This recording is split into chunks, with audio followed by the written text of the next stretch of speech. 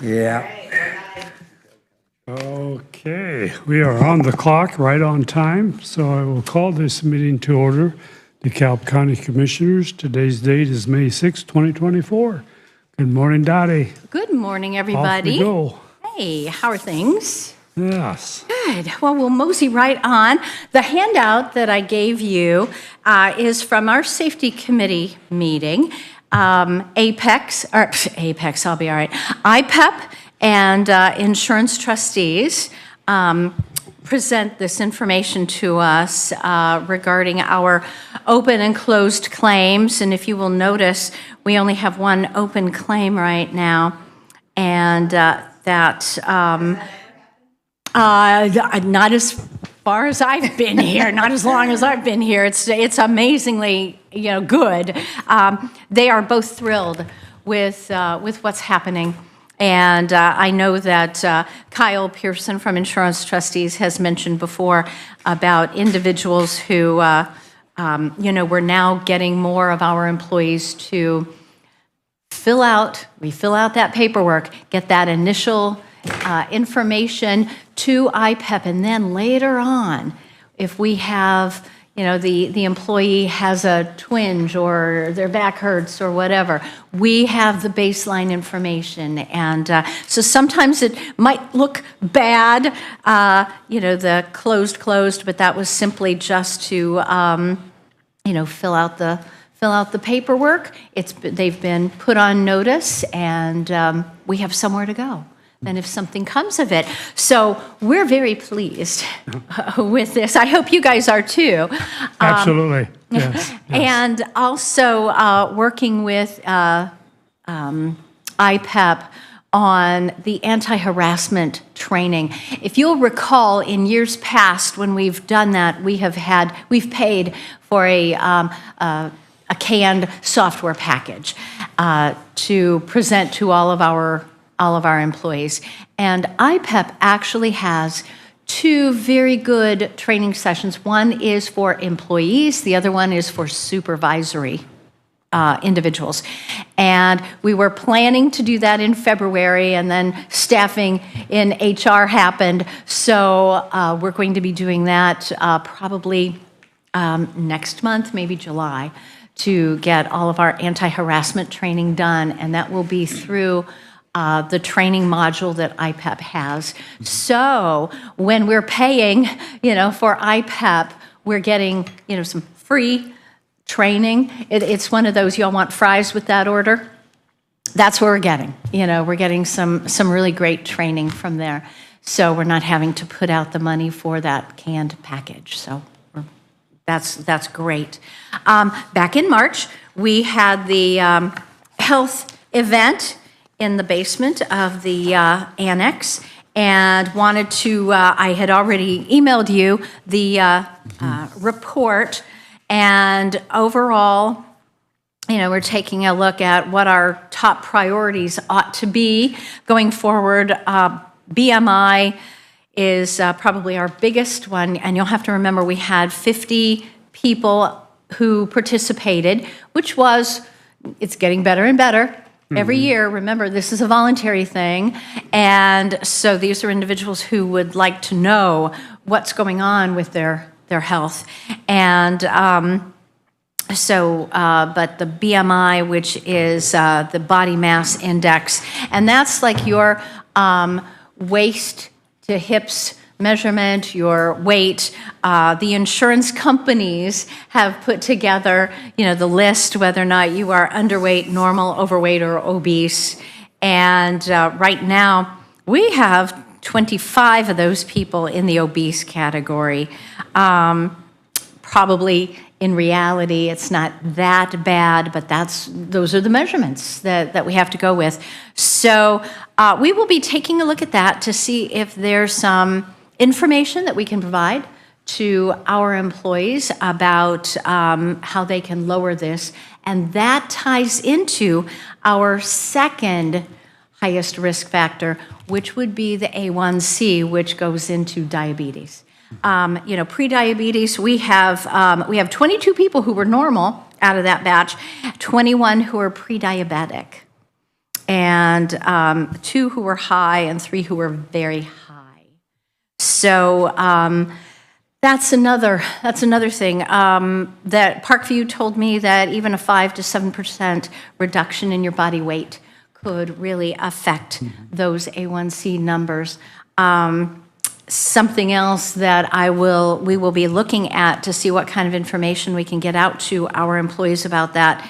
And also, I do know that our health department provides some, blood work for this type of thing. I would like to talk to those guys to see, all right, is there something maybe in lieu of us having a clinic, if there's something that maybe they could help us with, to keep people on track, which goes into the third one, which is our blood pressure.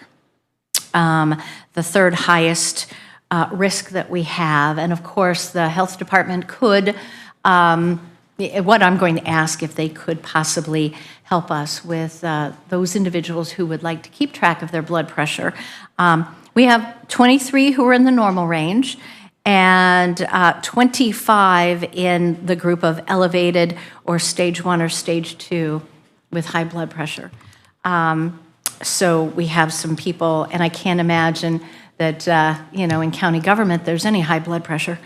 So, yeah, I know. So really, it's about 50%. And, but those are the things that we've discovered and that our employees have discovered. The great thing is their information is all private. It went into their MyChart stuff, and they can share it with whomever they want. They can have a conversation with their doctor. They can just keep it themselves, whatever. But we just get the aggregate report. So some things for us to look at, because then that rolls into our health insurance costs. Mm-hmm. Because if you have people who are diabetic, there are more issues in addition to just the meds to keep the diabetes under control. So, yeah, just lots of things to look at there. We have had, we were notified back in March that United Healthcare, Surest, had needed to give us a billing correction. They had been billing an administrative fee of $53.50 since last year, and that they hadn't included the $50 credit. So they were going to go back, and the administrative fee is actually $11.50, or yeah, I think so, for that total. So we're going to be getting a credit. I checked, let's see, a couple weeks ago. We hadn't gotten it yet, but there were a few things that had to, hoops that they had to jump through internally. So what exactly that one is, I'm not sure what kind of credit that we're going to get, but credits are good. Right. They're good. I'm glad that they found it now. Then, let's see, back to the safety committee information. We did talk about the button that we have in all the departments for our security, safety. The sheriff had put out an email to everybody. It's going to be in, if it hasn't been published yet, a reprint of that email that he sent in the employee newsletter for May. And just the procedures that we need to do is like the situation that we had in here with council meeting and, actually calling 911, because when that button goes off, it's just a rush of personnel. They don't know what the issue is. So by really calling directly, in a health, situation as we had that day, kind of need to do that. So that was a great reminder. I'm really glad that the sheriff did that for us. We talked about needing to continue our CPR training, and so we asked our department heads at the last department head meeting if anyone might be interested. So far, I haven't gotten anything. That was last Wednesday, so Yeah, it depends. We also talked about fire extinguisher training, and I believe we kind of have a plan. We think that we would like to wait until the highway department opens up their new facility. That way we will have a nice outdoor space for doing some actual hands-on training with the extinguishers. Ben has some old ones that are out of commission. We have some other ones that are out of commission that we can actually use. So IPEP, once again, has some training that our employees can take on their computer, and then we can go out. We'll schedule some things. We'll have people go out to the new training facility or the new highway department and do the training out there. And maybe also they get a tour of the new highway facility. You know, win, win, win. So anyway, so we've kind of put that down the road, but I like the idea. That gives us a nice big area that we could do that. So very happy about that. IPEP has a person who specializes in law enforcement, and she was at our last safety committee meeting and talked about some other things that she has available.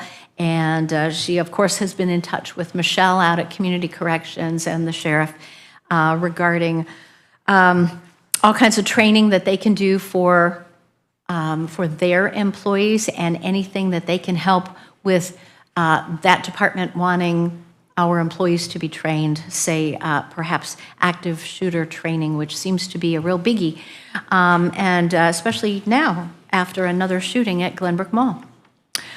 So it's not just, you know, what's happening in our workplace, but when our employees go out and about.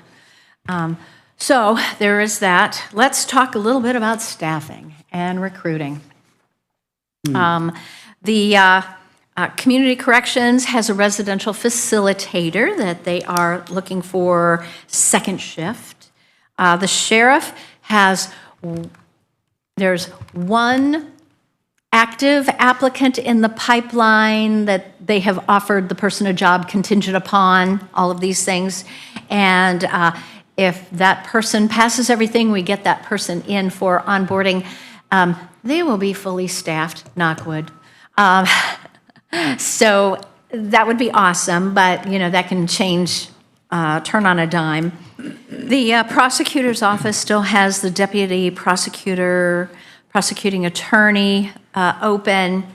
We have that posting at any college that has, you know, a law program with bar associations. We're just running on empty with regard to that one. And right now is probably not the best time for the prosecutor to be even dealing with that, since he's got the big case down in Wabash. So that'll probably be put on hold for a while, unless, of course, we get a bunch of really great resumes, and then I'm sure he'll jump right on it. The deputy veterans service officer resigned, and so I had let you guys know we do have that posting out. It will close this Friday, and so we're hoping to get, you know, that's kind of a niche market. The person has to be a veteran. They have to be a citizen of Indiana, and so Rhonda will be doing some interviewing, I hope, next week after the posting closes. Yeah, I believe she had the second choice from the last time. Yep. Has applied again, reapplied, or? Yes. Yep. Yeah. She was going to go ahead and interview those two individuals, and then right now we have received 3 other resumes. So, yeah. That looks fairly positive as far as. Yep, I would say so. spot. Yeah. And then on a not so positive note, we have Sunny Meadows. Again, I'm afraid. We have several full-time and part-time openings. Angela, in addition to herself, there are 5 employees who are covering that place 24/7. And And so, and I honestly don't know about any overtime that her employees, I had told her last year that the employees could work overtime. There was money there until we get people hired. But the situation is such that we have the postings. People will respond to the postings. Now we've taken off of Angela's plate. We actually call those individuals, kind of get a feel for them. So I'd say do a telephone interview, and then Morgan will set up phone or in-person interviews. So the people either do not respond to their phone calls when Morgan calls, or they don't come to their in-person interview. I mean, it's mind-boggling. And as you can tell with all the restaurants that we have around here, there are lots of places that are hiring. What's the pay rate, Dottie, on that? That's like $18, $19. So a little less than 20 per hour. Yeah. I mean, it's not wild and crazy, You're but competing with a lot at that range. There's a lot of people in that range, yes. unfortunately. Yeah, exactly. And there are lots of places competing for that range. So we're just kind of knocking our heads against a brick wall, trying to figure out what to do, where to go on this. Just talking to Andrew about how, her energy level, Angela's energy level, her positivity, oh my gosh, guys, we don't want to lose that. If we have a really passionate administrator out there who just doesn't, can't seem to get the staff in to support her and to support our residents out there, it's just this is a really tough situation. As I mentioned to you in my email, we have reached out to temporary staffing firms, thinking, okay, maybe. Temporary staffing firms are also, they're trying to, grab the same demographic that we're looking at. But one of them, and of course the liability issues, the medications, the transportation, those companies aren't willing to take that on. And so if we could guarantee that a full-time, or I should say a county employee would take on those duties for that particular shift, then I think we would have a much better chance of bringing in temporary staffing. And Commissioner Watson said that he was going to run down an avenue to see what possibilities there were. We're thinking outside the box, so far outside the box that we can hardly see the box anymore. Yeah, no box left. What box? Yeah. Sorry. We're working on it. I had a thought about this just yesterday about announcing this at church and see if there's anybody in the congregation who might be interested in part-time, or like you say, filling in maybe on some kind of a rotating basis. And it would be not voluntary, but a paid kind of a paid voluntary. Now, that's a good idea. Now, what I have done is I have a mailing list of churches. It's certainly not complete, but bunches and bunches of churches in the county, and have sent postings. Where they fall, I don't know. But, maybe thinking outside the box. You have those congregations who are very kind about supplying money and making donations, but, we need employees to help with those. Donations are nothing without having our staff. So it's that may be another something that we need to do, make some phone calls, something. So let me run with that. Let me ask Angela who those congregations are to see if we can, really get in there.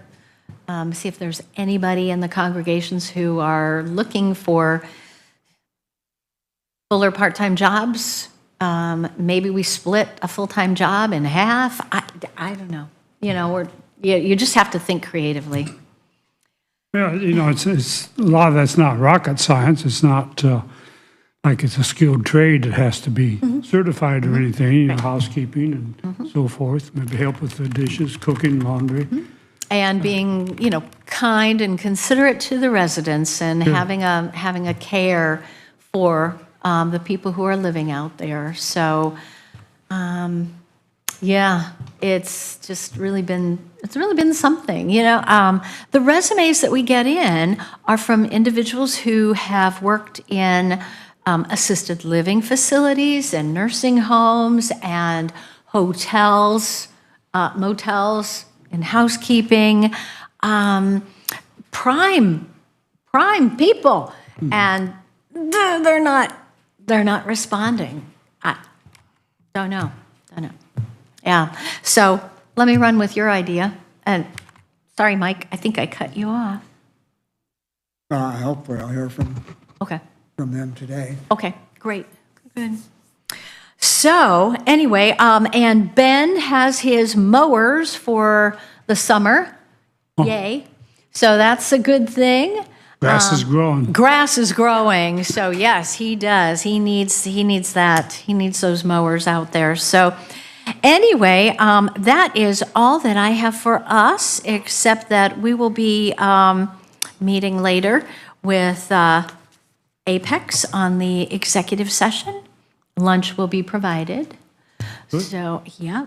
And I don't know, do you guys have anything else for me? Anything for Dottie? Nope. Okay. Okay. All right.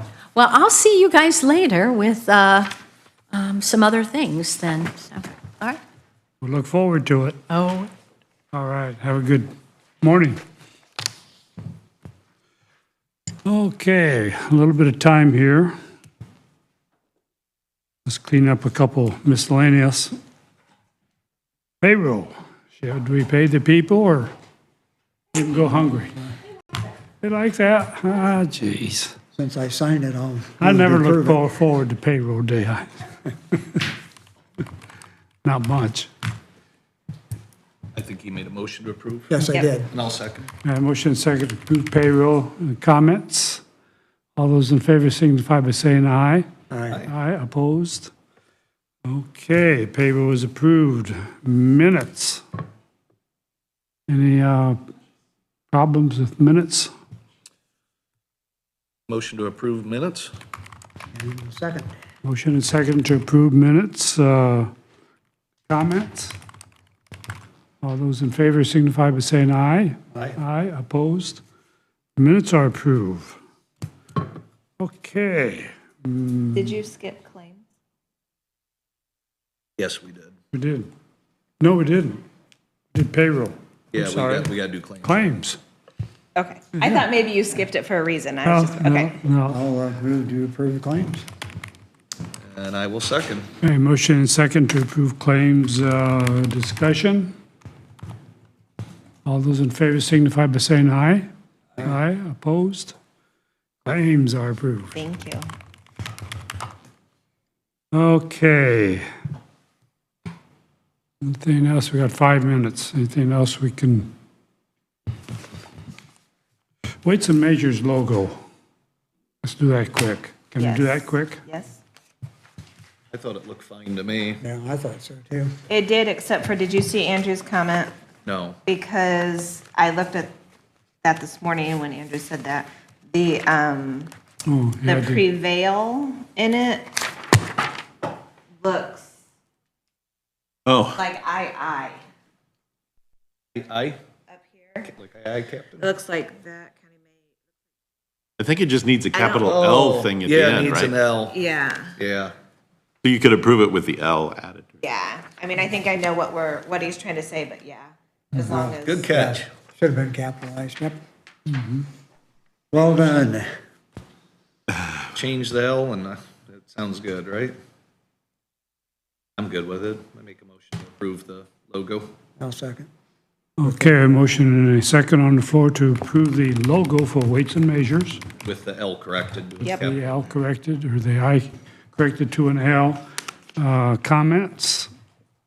All those in favor signify by saying aye. Aye. Aye, opposed? That is approved. Okay. We've covered the veterans thing, I guess, not much. I have that on my list quick. Let's jump to the jail chiller. Okay, everybody get my forwarded message? I have a proposal. The other company I've not heard back from. I sent him an email hoping to get something from K&L by this meeting, and I didn't even get a response. So I don't know what's going on there. We have a proposal, and what this will include, as you've read, replacing one pump, rebuilding the other pump for a spare. The sheriff has a company, I didn't catch the name of the company, coming in to test and find out where the freon leak is at. So what is it going to cost in the end? A lot depends on the freon leak. But I guess I'm wondering, do we want to go ahead and move with this proposal and get it going so we don't get caught short on this thing? We're going to try to wait on, Really like to see that other proposal, just because I'd like to see what all their, this was just for the pumps. And the other company was looking at more of a broader scope, I believe, of maybe repairing it all. it seemed like, yes. So I'd really like to see what they come in, and I know we need to get it done, but I have no problem with their proposal, other than I'd really like to see what the other company can do. Can do. You wanna bump them? Yeah, probably should. Why don't you Got bump- his number, let me call him back. Hey, call him Say back. we really need that proposal. Yeah, hot weather's not that far off. Yeah, and we need that chiller all year too, so. Yeah. And we're gonna get into warmer season and Yeah, really. it's really gonna be a problem The then. AC pipe side Put of that a load chiller. on it. Yeah, so, yeah, let's do that. Okay. Matter of fact, I'll try to, maybe I can shoot him a text right now and see if I can get a response. There you go. All right. Let's go with Mr. Bassett. We can start a little bit early here, we're right close to the hour. Is that mic on then when your microphone, blue light button there? You push the Oh, gray got it. there. Right. Hey. So we have two contracts we need to get approved if we can. The health, first off, the coroner's machine was very old. We didn't replace it last cycle, and they needed to have a replacement. Jack went ahead and purchased it out of IT budget, so the machine's been purchased already, so we're not asking for the machine to be bought. We just need to put it on contract now. The machine they're replacing was an old one that we had not kept on contract because it was outside of the contract limits. They had kept it for over 10 years, and so it was past useful life. But they had to have something updated, so we did update that machine. Second machine is for the health department. Now, these are both very small machines. One's a small multi-function for the coroner. The other one is a printer only. The health department wanted a printer for a special application that they do, and Cheryl had the funds in her budget, so she bought the printer. So again, we're not asking the commissioners to buy any equipment, just put it back on the county-wide contract. So we have everything else on cost per copy, covers all supplies, all maintenance. It's still, we believe, the cheapest way to get long-term coverage off the machine. So we do have two of them, one for the health department and one for the coroner. Again, machines have been purchased, we just need to. Questions? Comments? I move to approve putting the two copy machines and the printer on the contract. Let me look at this guy, I'm not sure. I know, yes. Questionable. Well, you know Jenny will shoot you if you don't get her copier taken care of. I think I can second that. All right. And I was fine with it as well. Okay. You're fine with it? Okay, we have a motion and a second. Additional comments? All those in favor signify by saying aye. Aye. Aye, opposed? Motion carries. Thank you. And if you want to sign both of them, then copy. Well, can sign both, and then I'll keep my copy, and you can have yours, if that's all right. Excuse me.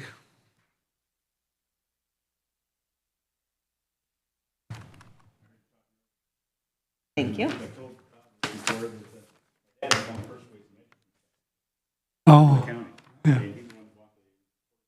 Yeah. Oh.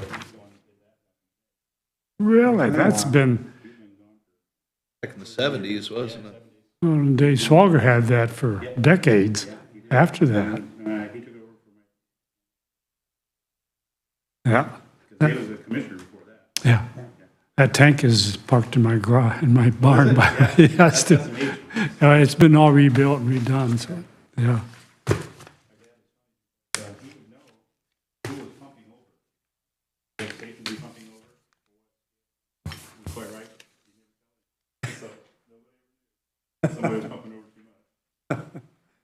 Really? There you go. Thanks, Jeff. Thanks.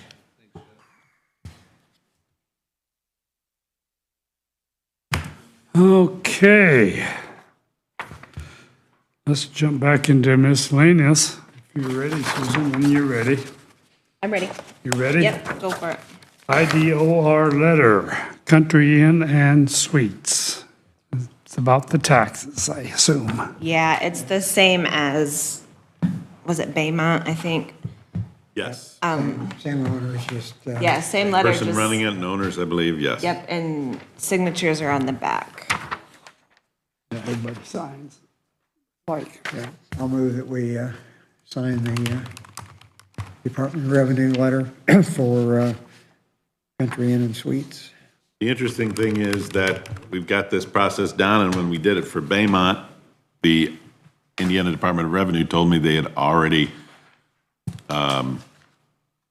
taken away the retail merchant certificate. Yeah.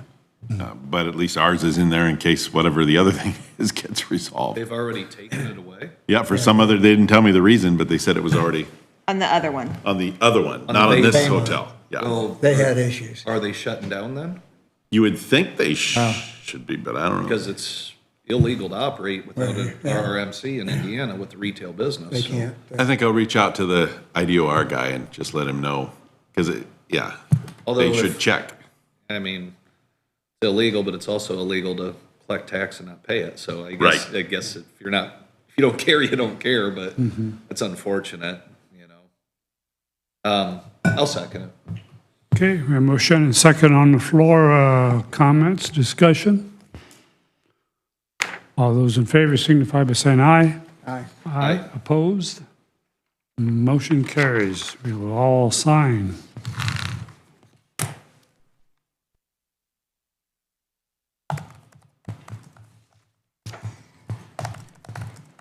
Way I sent a text to Gary at the other firm. Okay, If he, he comes back with, I guess you can get that to me and I will, Yeah, I'll to make the it, IDOR, you can just email I'll get a copy and give you me. All right.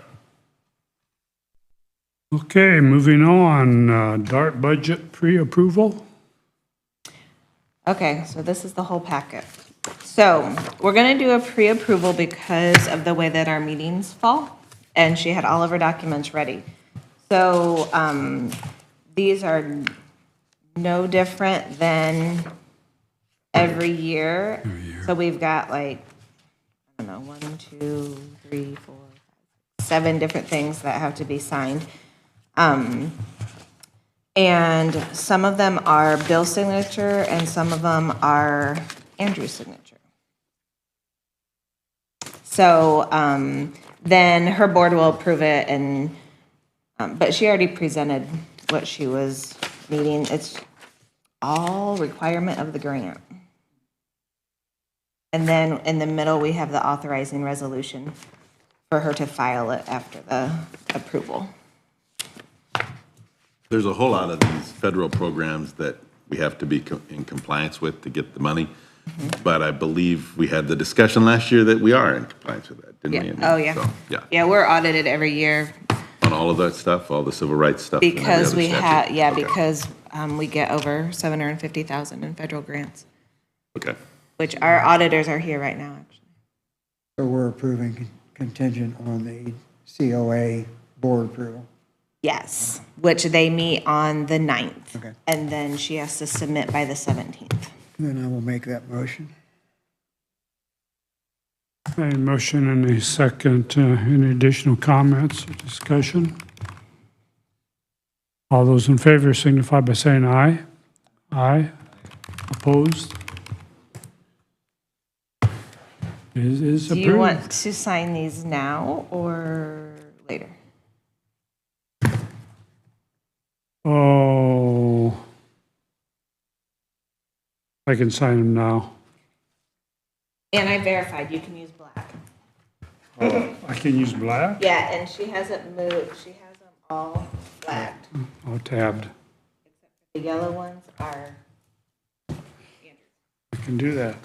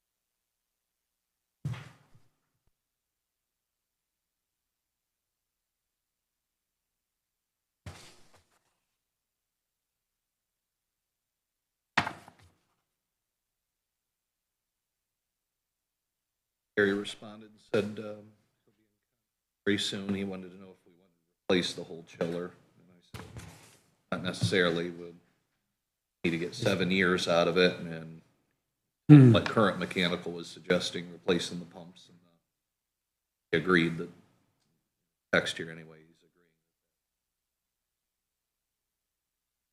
agreeing. Maybe give us a breakdown estimate. That's what I'm hoping for. Yeah. Yeah. They are, ma'am. I think I think that's, they're all done. We can Make fix sure. it for 50 grand instead of 600 grand. I'm all for that. See what that leak looks like. I don't know when they were coming in on that either. Yeah, we got to find out the leak where. How many compressors are there down there? Was there 4 or 6 compressors down there? 4. 4. And it could be in the outside unit, it could be in the piping going up through the wall to the outside unit. It could be in the, Compressor.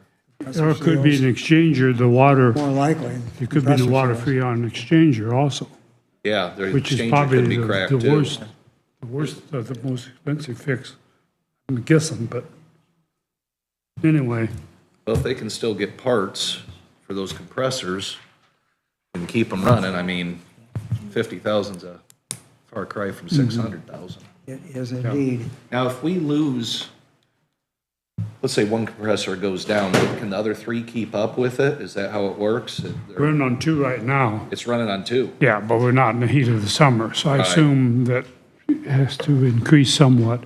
They run the AC in the winter just to pull the moisture out. Sure, makes Because they have to pull in all that outside air, exchanging that air in the facility several times a day. And so they run that AC all the time to pull that moisture out. Otherwise, it gets really damp. We are down to 2 right now then. They're running 2. And one we know has a leak, right, for sure? I think it's the 2 that they're not running that has a leak in The it. 2 have a leak. I think so. I think that, but I'm not real sure, not real clear on that. A little above my pay grade. They could replace those pumps, clean up I guess what I call unions, they're not unions, but where they connect, Yeah, get those compressors not leaking. I think we could drag this thing out, yeah, yeah. You buy a lot less. hopefully. Okay. You want I have 2 real quick things. sure. One, I just want to make sure you all saw the invitation that I laid down at your seats for the DLGF Commissioner. Dan Shackle will be coming for a little meet and greet. And then, I know Chris briefly talked about it last meeting, but the Auburn Plan Commission appointment that Kelly Nauer had emailed about, I didn't know if you guys were working on that or if we needed to do anything soon. Tom Smith is retiring from the ETJ. Kind of forgot about that. I thought she said it was at the end of the year, though. It is the end of the year. She does, it is, I just didn't know if you guys already had somebody or if you were working on getting somebody. Because we have to get a I just didn't Democrat, want right, you to- to forget. Democrat, and they have to live in the ETJ. Oh, wow. Only a couple Democrats in the whole county. How are we going to find one? We need a Democrat. So just keep it on your radar. I Yeah. can reach out to Suzanne Davis and ask if she's got anybody. How far does that ETJ go, Mike? Do you know what the boundaries are?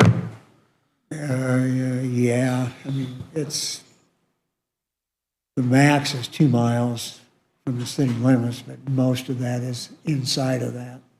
Because he's on 35 there, isn't he? Just Who's that? Mr. Smith, yeah. Yeah, I know. How long's he been on that board? Long time? Long time, Yeah. yeah. I hate to see him go. He's a nice guy. Okay, on our radar. Susan, thank you. Yeah. A little digging, see if we can find somebody. Okay.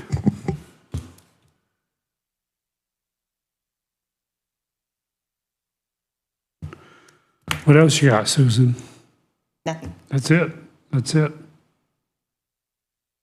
We are way early. I'm going to go through this budget a little bit. Well, Michelle's here. We'll go ahead with Michelle? Okay. Come on up, Michelle. Pull that mic up to you and turn it on and Hey, Michelle. Morning. How are you? I'm doing pretty well. I'm just here to give you guys some updates on some of the HVAC and fire system things that we've got going on. So if you remember, we had scheduled the day for both the fire inspection team and the HVAC team to be there at the same time. So that problem is worked out almost. It turns out that the wires up on the roof that were coiled up instead of connected to those 3 rooftop units were in fact supposed to be connected. So for the period of time since the building was finished until now, that has not been functioning correctly. They did hook it up, but it has to now get sequenced with the HVAC control company at the same time as the fire control company in order to make sure that it does what it's supposed to once it gets triggered, since it obviously wasn't hooked up correctly, it hadn't been tested yet. So we now have to schedule a day for both of the control companies to be there at the same time, to work on the fire panel and the HVAC system at the same time. So we have the quote from Johnson Controls. That one, we have to go with Johnson because it's the proprietary fire panel. So that's going to be $888. We're going to get that scheduled as soon as we can. What we also found out during that HVAC up on the roof inspection was that there's a motor for a blower that's going out in one of the rooftop units. So we now have a quote for getting that motor replaced. That's going to be about $1,600, and that's with Felger Hart. So they'll be coming back to do that, but they had to order the new parts. So we have that going on. And then the other, we had a couple deficiencies during the fire inspection other than that sequencing problem. So one of those is that there's a 5-year requirement for the sprinkler system to be flushed and tested, and I'm not going to say the right word, the hookup for if the fire department were to come that's on the outside of the building has to get tested and flushed and all. I guess this happens every 5 years. Yet again, something I was not aware of. So we're getting quotes for that. We do have a quote from Johnson Control, but I wanted to get a hold of a couple other places. So we have emails or phone calls into 3 other providers to see what price they can give us on that and see if it would be better than what Johnson Controls is offering us. There were a couple things that we got from the fire inspection. Batteries needed changed in the fire control panel, but Rick is able to do that, so he did that for us. And we needed a bigger sign above the fire department hookup on the outside of the building, so it was easier to identify. So by Rick doing both of those things for us, instead of having Johnson Controls or somebody else do it, that saved us $472, just because of their labor charges, I think, and how much they charge to get batteries and things like that. We're able to find a cheaper price. So those two things are already done, but the rest of it obviously are outside of what we are qualified or certified to do. So I just wanted to give you all an update, so when you see some of these bills coming through, you kind of have an idea of what they were for and why we're doing it. So that's it, just an update. Do you have any questions? So did you get on the roof and you hooked up those wires, right? I definitely did not do that, nope. I keep looking for an ad that says Fosnaw Heating and Air Conditioning Specialist. Right? 1 year of intense experience, right? Yeah. Yeah. How old is the building now? 5, quite 6 years, 5, going yeah. on 6. So, Yeah, and we've had some issues with it along the way, is my understanding. Yeah, a lot of issues. Yeah, It's unfortunate. yeah. Any comments, questions? from Appreciate Michelle? you learning Okay. and doing what you can. I know it's not fun, so, but you're think- getting there. yeah, I mean, it is what it is. and Yeah. We gotta get it It is. done, so. Yeah, I It'd do be thank nice. Larry and Rick for all of their assistance. yeah. They've been very helpful and patient and great suggestions and willing to jump in as long as they believe they can complete something. So it's been very helpful. Great. That's been a big help all the way around. That's the True. other facilities also. Yes. Yeah. Okay. Okay, well, thank you, Michelle. Thanks. Have a good day. Day. Larry, are you, you need something today? I need two things. I'm supposed to be here with Jack, Oh, and then, you have The other thing is the trailers that I had sent you. The 3 quotes for the trailer for the maintenance, if you want to do those. What size is that trailer, Larry? 20. 20, is it a dual axle? Yeah. Dual axle. What's it gonna haul? Both the grasshoppers. Both grasshoppers, at one time? Yeah. Okay. We've been taking it, both of them, to all 3 of the places out there. Uh-huh, okay. There's 2 of them on there. 1,000 apart. Yeah. Both have pluses and minuses.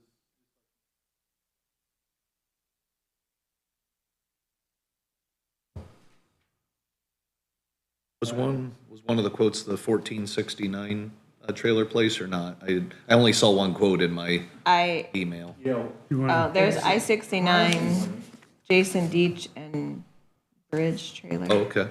All right. surprisingly, one of the Edgerton Beats has sure track. Really? No kidding. Okay. I was just curious. I just drive by there and they have so many of them Yeah, that I yeah. thought it'd be a good place to look. They But had a used one, but it was junk. you'd be putting wheel bearings Yeah, and yeah, it had a rough life already, and it was only 2 years old. does it have, again, I can read the quote, but does it have surge brakes or any brakes? It's got electric blade. Electric brakes? Yeah. And do we have a hookup on our truck for electric? Okay. Yeah.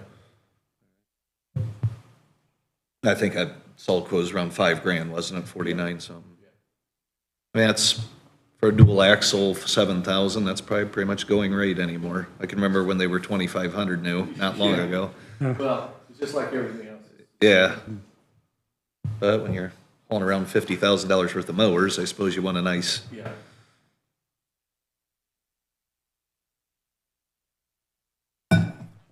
Which one do you prefer? I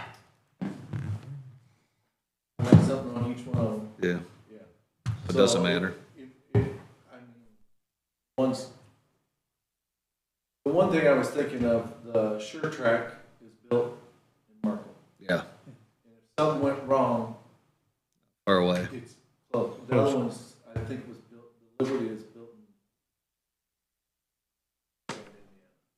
So, but I'm sure they're over in Woodburn, they do a lot of service on them, but They have spring axles or torsion axles, do you know? I believe they're spring. Are they? Most of them are unless you want, order the torsion extra. Those are low deck, I assume, between the wheels. Yeah, these are the load. Seven,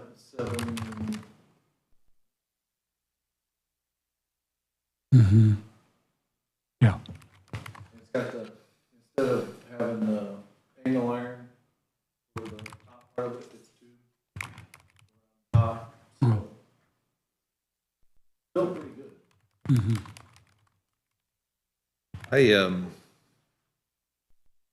Yeah, so it's the Edgerton, Ohio beach. It's the one that is the Sure Track. Yeah.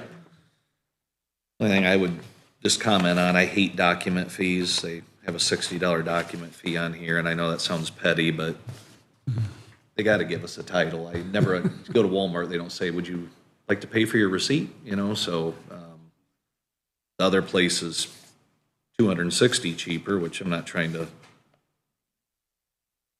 pick up pennies here, but I would ask them to remove that $60 fee just because I think, I hate that kind of stuff, but it's just me. Do you care which one you get then? I mean, you don't, well, then I would go with cheaper quote then if it was me, if you don't care. Just because that document fee just drives me crazy, but. And that's at Bridge Trailer. I have it as the Liberty model. Is that still Sure Track or is Liberty? Got it. That's the brand. Okay. I thought so. Just making sure I have this in here right. That was for $47.99. Yeah, yeah. because they gave us a $200 discount. I would go. As a motion? Yeah, I would, go ahead, Mike, you motion it. Oh, no, yeah, I thought you made one. I would motion that Yeah. we purchase the $47.99 trailer from, and who is that? Bridge Bridge Manufacturing, Woodburn. Yeah, from Bridge Manufacturing. I'll second that. Okay, motion second. Comments? All those in favor signify by saying aye. Aye. Aye. Opposed? That's what we'll do then. You have anything for me for jackets here?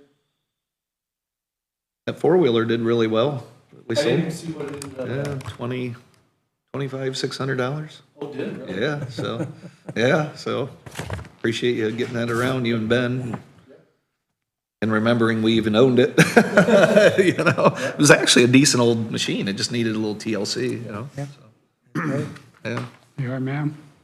Shannon from Community Corrections, she had reached out to me after trying to figure out on Potter Drive because the city had annexed that in and we had problems getting light bulbs changed, but that all got taken care of. But anyways, I had reached out to the city and as far as I know, they are going to be doing the mowing since they annexed that in. Now, I didn't drive out there.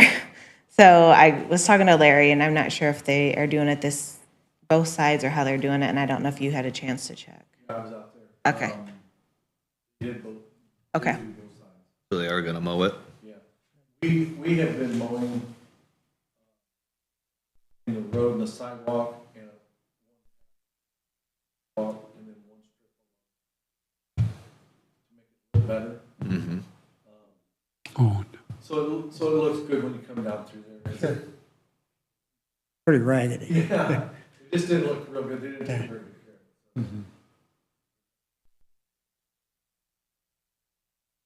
of it. okay. Well, let's move on then, and Jack and Larry.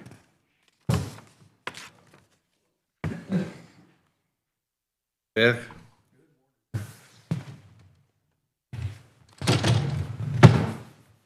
So, last summer, I believe, we had been talking about security for the 9th Street Annex.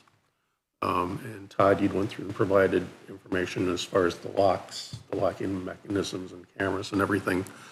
We started looking closer at the locking mechanisms, and those aren't compatible with the crash bars. They're perfect for residential and everything, and it really looked like a good idea, but there's just no way to adapt them to the crash bars, and we need the crash bars for egress. Yeah. So what we ended up doing then was we went out and got 3 quotes to have the mag readers, card readers, put in on 3 doors over at the annex. We talked to Larry's Lock and Safe, Lakeland Electronics. We talked to our current vendor, SAS, out of Indianapolis. And then we talked with Simplex out of Fort Wayne to get some ideas. Each one has a different scope on it. Larry's Lock and Safe will do the card readers, install and tie them into our current card system. However, they don't do cameras. SAS can do the card readers and the cameras, but they don't do the mag plates, the doors. And Simplex Security will do card readers. They don't do cameras. That's adaptable to our system. And unfortunately, their card readers would be a third party, so it's also not adaptable to the existing system. So based upon what we were looking at, Larry's Lock and Safe came in at $13,451, and SAS came in just under $12,000, but that doesn't include we would still have to go back to Larry's, get the mag locks installed on the doors and that. So I guess what we would be proposing is, if we move forward with this, is we work with Larry's Lock and Safe and just sort of hold off on the cameras temporarily. Okay, wait, you want to work with Larry's Lock and Safe and who? Sorry. Just Larry's Lock and Safe? Hold off on the cameras, he said. Gotcha. You said Larry's doesn't have the cameras? Larry's does not install the cameras. Okay, so is the camera cost on top of the 13,451? Okay, and okay. And for SAS, they do the cameras. We would be providing the cameras, but they don't do the mag lock or the mag lock part of it. This is these are the doors face south, right? Well, it'd be the south door, 2 doors face south. That's one for probation, one for, well, it used to be the public, but yeah. Then the north door. Oh, the north door would be on it too? And these would be, when would we be locking the doors from the outside all day? No, well, we could do a variety of things, and we could do it all day, like we do in the back side, for employees only. And then we'd have much more control over the front door, which seems to be problematic. People go in early sometimes and leave it unlocked, and that invites other folks to come in. So what you're thinking is like time to be unlocked during normal business hours, but otherwise be locked. So if someone comes in, the door locks behind them. Right. But the crash bar still works, of Right. course, which you need to do. Yep. And the same principle for the one. Yeah, might as well just, maybe even the ones like on the south side, leave them locked all day and buzz people in if need be. It's not a Right. common entrance, right? Right. Yeah. Right. What do you guys think? It's a lot of money, but, and this, I believe you said before we had a problem with the car, or with the chassis system was expanded out about as far as it could go. Is this the building? Does this include? This takes care of that. That takes care of that, okay. So do we have some expandability in that system with this, do you think? And I know how that works, hey, we're gonna build this for the future. Oh, that's outdated 6 months later, so, you know. Remember when a computer lasted 10 years anymore? Well, with the Simplex system, they came in at $8,000, which quite a bit of savings compared to the existing, compared to what we're looking at, but it's third party, you know, we would have to have separate cards. Yeah, You know, And plus, they wanted to charge us a monthly fee. yeah. I'm not real hip on them for other issues we have on community corrections and stuff. And nothing against them, it's just their business model is, that proprietary hardware they have is just, display panel for the fire department was like $7,000, or for the fire. Like to stay away from that if we could, that kind of stuff. I don't know, I'm kind of leaning, Larry's has been around forever, Yeah. and I think he would give us good service. Same person still own it, is it still Larry or not? I'm not sure. Because he's been in the game forever. I've used them a lot. Yeah. Yeah. I know they ran a good business Yeah. before. Probably lean towards Larry's to, To do this. if you guys feel it's really necessary, I think we ought to just do Larry's. But I would agree. what do you think, Bill? In today's world, yeah, and Larry's is probably the way to go. In today's world, I think we need to do this probably. It's just getting insane. And that's putting it crazy. It mildly. is. And so, yeah, I'd entertain that motion. I'd make a motion that we accept Larry Lock and Safe offer for the doors only and the card reader, the package they proposed. I'll second. Okay, motion and second, comments, discussion. All those in favor signify by saying aye. Aye. Aye, opposed, motion carries. What was that total amount? $13,451.41. And is there anything that needs signed on there? Well, I suppose we could get a signature from, Probably is. And then if you could just make me a copy, please, or email it or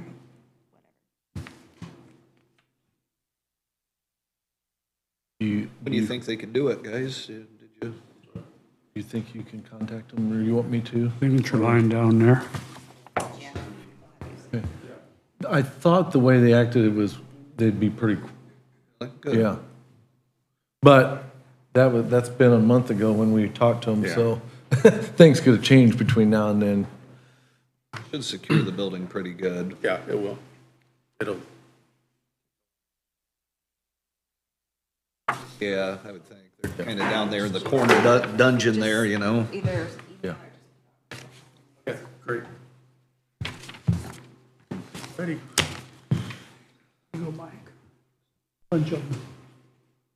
Anything else before I leave? How's things going out Sunny Meadows as far as the shop and? Actually, we haven't had time to really do too much to it. Been busy. The mowing the yards have well, you know how grass is growing right now. It's going crazy. But everything's going good. Okay, where are we at with the generator? Well, that's gotta go to, that's gotta go to Auburn, what, BZA? Yeah, yeah. So that won't happen until the end of the month. So I talked to the mayor about this because I wasn't sure why we didn't know about all this when we had been in communication, obviously, with the city. The thing of it is, I've been meeting with the electric, the engineers, all these people over there, and I don't know why it didn't come to head before this, and Yeah. until we start doing stuff, and it's like, oh, you can't do that. So he was going to look into it, to see if maybe they couldn't call a special BZA meeting and just get our variance done. Because he asked if we had everything, and I said, yeah, and he's like, well, I really don't want everything just sitting, you guys waiting and our guys waiting. But I received an email back from the city, and they, they said that we were okay with the timeline. However, it hasn't been discussed since I talked to the mayor, so I'm still trying to figure out what's happening, because they said that Chris Gaumer, who's doing our variance for us, and the county was okay with the timeline, but that was prior to me speaking with Dave. So I'm trying to get it moved up so that we can get done with it. So we'll see. Okay. But with that being said, Auburn Electric, everything's pulled in out Why is there. that? Yeah, so all the wiring and stuff is ready to go. Great. So that part of it's, they were able to do that part without having a variance, but we can't do our part. And bill us. Yeah. So, Isn't it kind of like everyone else does? We just do it and then here's our application? so, Beg forgiveness is easier than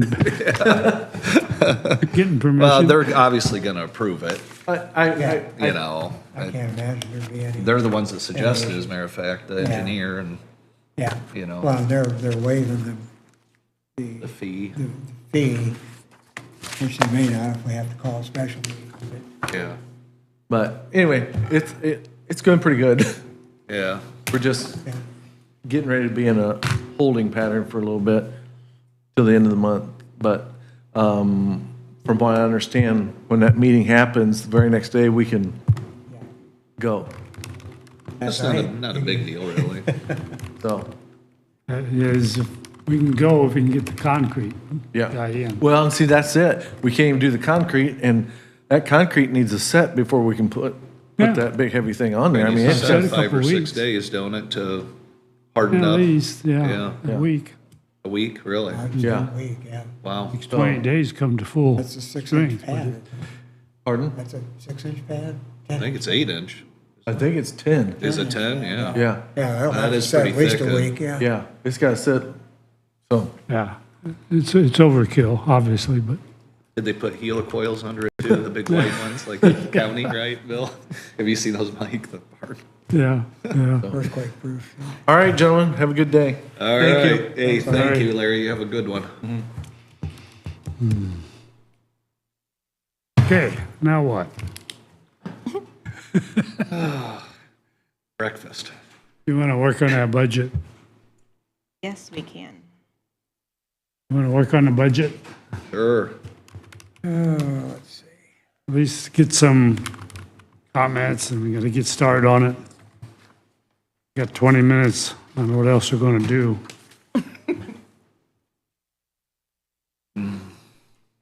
Might as well. A little warm. Yeah. By the way, I did have something to bring up from the legal side. There's a new statute that appears to have been, I think, approved and signed by the governor involving public meetings. Are you guys familiar with that one? No. With governing body may adopt reasonable rules or policies regarding governing conduct of the meeting, reasonable restrictions on time allotted for attendees to speak on a topic, reasonable steps to maintain order, a procedure for the presiding member of the governing body to issue warnings to attendees who disrupt a meeting. If the procedure can include that if an attendee receives 3 warnings, the presiding member may, upon issuing the 3rd warning, direct the attendee to leave the meeting and a law enforcement officer to remove the attendee. That doesn't sound a whole lot different than what probably would have happened anyway. If someone continued to be difficult, there might be a law enforcement officer requested to be here. But it just kind of lines out, you could adopt a set of procedures like that if you want to. Right. And this is House Enrolled Act, HEA 1338. I don't know the public law number, but just to give you guys a heads up on that. And also, there's a little bit of a difference, it appears, to committees.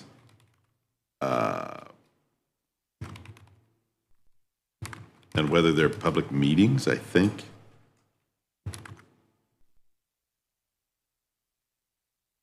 Certain committees may be required to have public meetings if there's more than one member of the governing body as a member. But for you guys, 2 members is a meeting anyway, so Right. it probably won't change your way of doing things, but it might for the council. For example, if they put on 2 council people, it's not a majority, but under this statute, it may make it a public meeting. So there's a little bit of a tweaking there, just to give you guys a heads up on that. Okay. All right. Let's start in on this budget. Okay. What longevity pay? We've not paid any of that out? Well, it gets paid at the end of the year. Yeah, it's all the end of the year. Figured ahead. Yeah. Do we have any idea what the end of the year is going to be looking like? Let me look real quick and see. I assume we had some cushion with what we had in for last year. For this year, I should say. Yes, we did. So last year, for '23, we had appropriated $100,000, and we spent $84,400. 15% cushion then.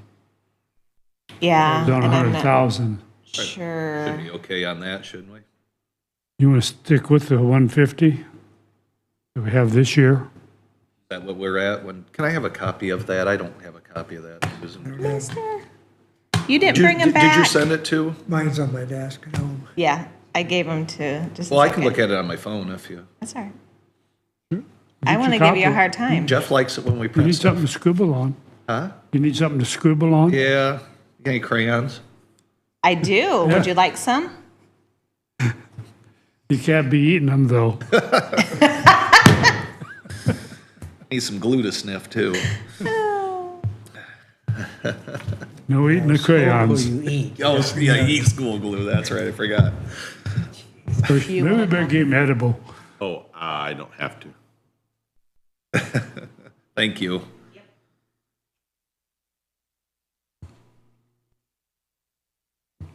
You need a copy too, don't you, Mike? I do. See if she printed too. I bet she did. Another 7 cents for Jeff. Copier. Rich. He does a good job. Yes, he does.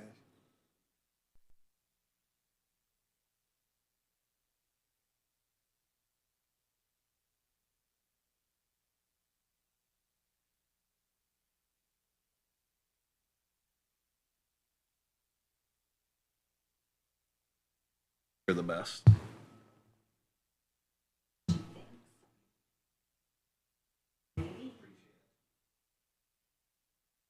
All right. So we appropriated 150 and we spent 82, right? 150 is for this year. Oh, for this year. Yeah, last year appropriated 100 and spent 82. Are we expecting more this year? I mean, in your estimation, do you think we'd spend more? I have to go back through and look at the reports that we ran last year to know if anybody goes extremely Considering- over. But that is something that I can detail down later. I would say the 150 again would be adequate. Yeah, I was gonna say, I didn't know if we should lower it. That's a big jump over. Yeah. your- I would think 150 be sufficient. And I will look at it Okay. before to let you know if So Okay, 150 then? let's go with that for now. Okay. Okay, Commissioner 1, 2, and 3. 0. Let's cut their pay. We're pretty worthless, but yeah.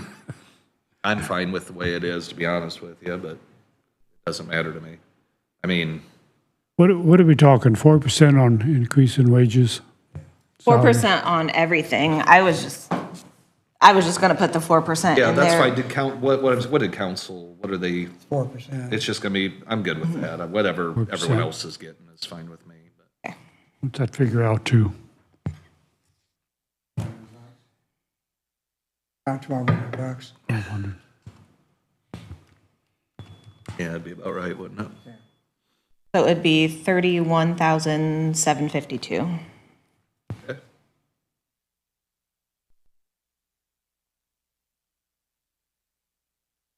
Commissioner number 3, I think that one ought to be the highest, right? Can we do these individually?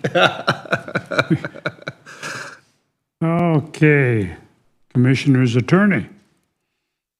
I got him at 52 with the 4%. Say that again? 52, Is that that's 4%. 4%? Yeah, that's good with me. Mike, It's, you gonna quit on us? Attorney? no, I like the job, actually. I Oh, enjoy- okay, all right. Well, I enjoy let's- it. Let's take 4% I was off gonna say, that. wait, you pay us that. Maybe I spoke too soon. Jump the gun there. Careful what you say, I actually Counselor. enjoy it. How well do you like it, Andrew? Well, I like having him as our attorney. I'm good with 52 if everyone's good. Yep. Okay, The stipend. I think 0, to be honest with you. for stipend for who? The president. The president definitely does more work. I don't know that I understood the stipend really. To me, if you did a lot of secretarial compilation of reports, I mean, really, there's the stipend. Right, you know, so Thank you. I, no, seriously though, I mean, you do a lot of work, Bill, don't get me wrong, but we don't have to do any clerical work. We don't have to do any, it's done for us, so I don't see the stipend myself, but I put miles on. That's true. On cell phone, but we all use our own cell phones, or use our own cars. I do put the miles on. I've got 6,000 miles in the last 3.5 years that I've never turned in. Yeah, So yeah. that's And I buy it- $3,000. yeah. Between going out and looking at ditches, of course, a lot of that's on drainage board miles too. Yeah. And so, I don't know. I think there should be a little for that. I don't know that it needs to be 2,600. How about half of that or? You know, I just That's $100 thought a of meeting something, is our all it works miscellaneous, out. our Yeah, so- miscellaneous expenses. I'm sorry? I'd be willing to split it between the 3 commissioners because of miscellaneous expenses that we are not compensated for.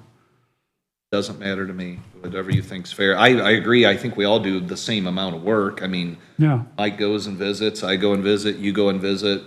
I mean, it doesn't matter to me. yeah.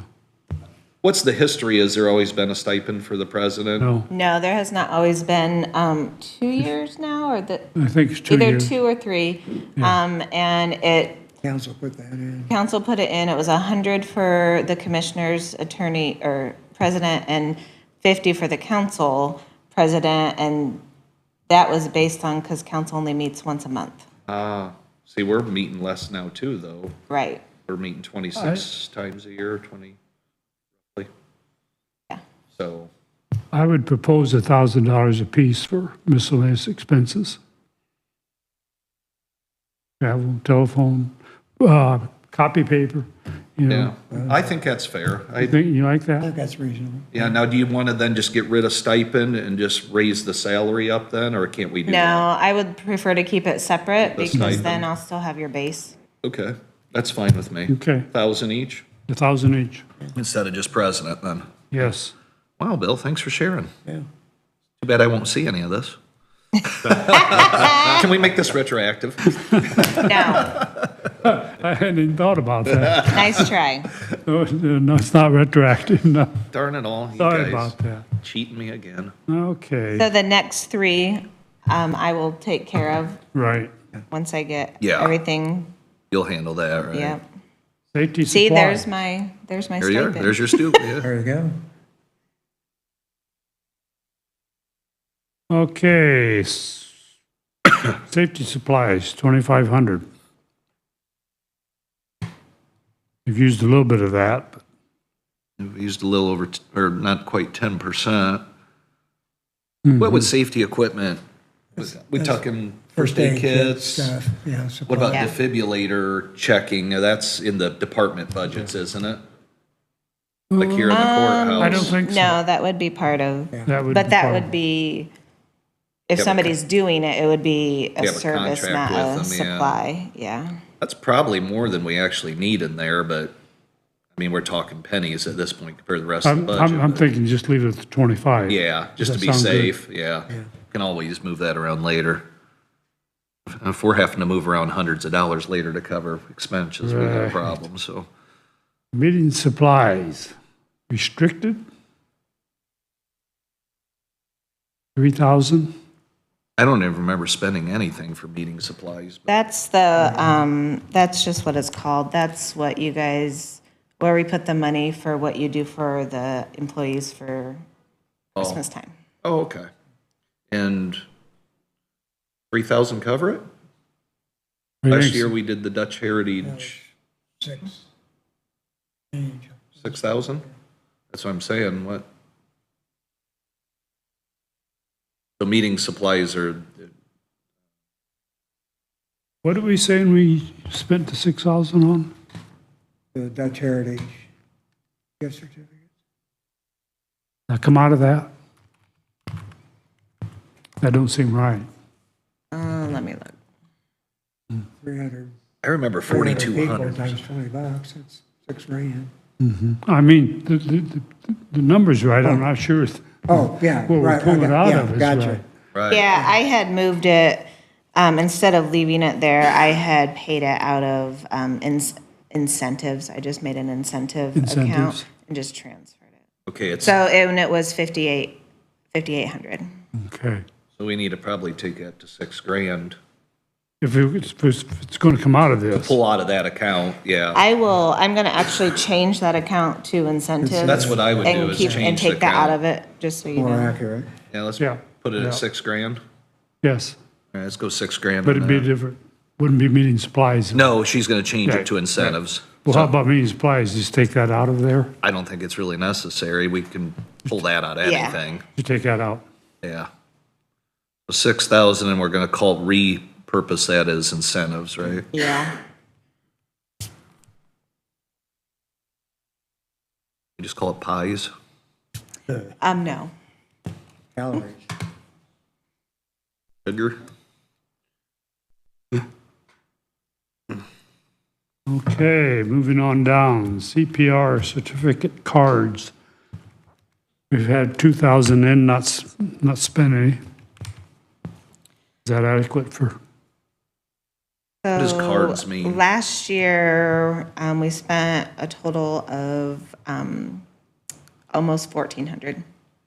We have to pay, so like people can get certified, but then we have to pay, I forget if it's, we have to pay maybe 20, I don't know, $15 or $20, 20. We have to pay $20 to get the cards that the people have showing that they're certified. Oh, their certifications. Okay.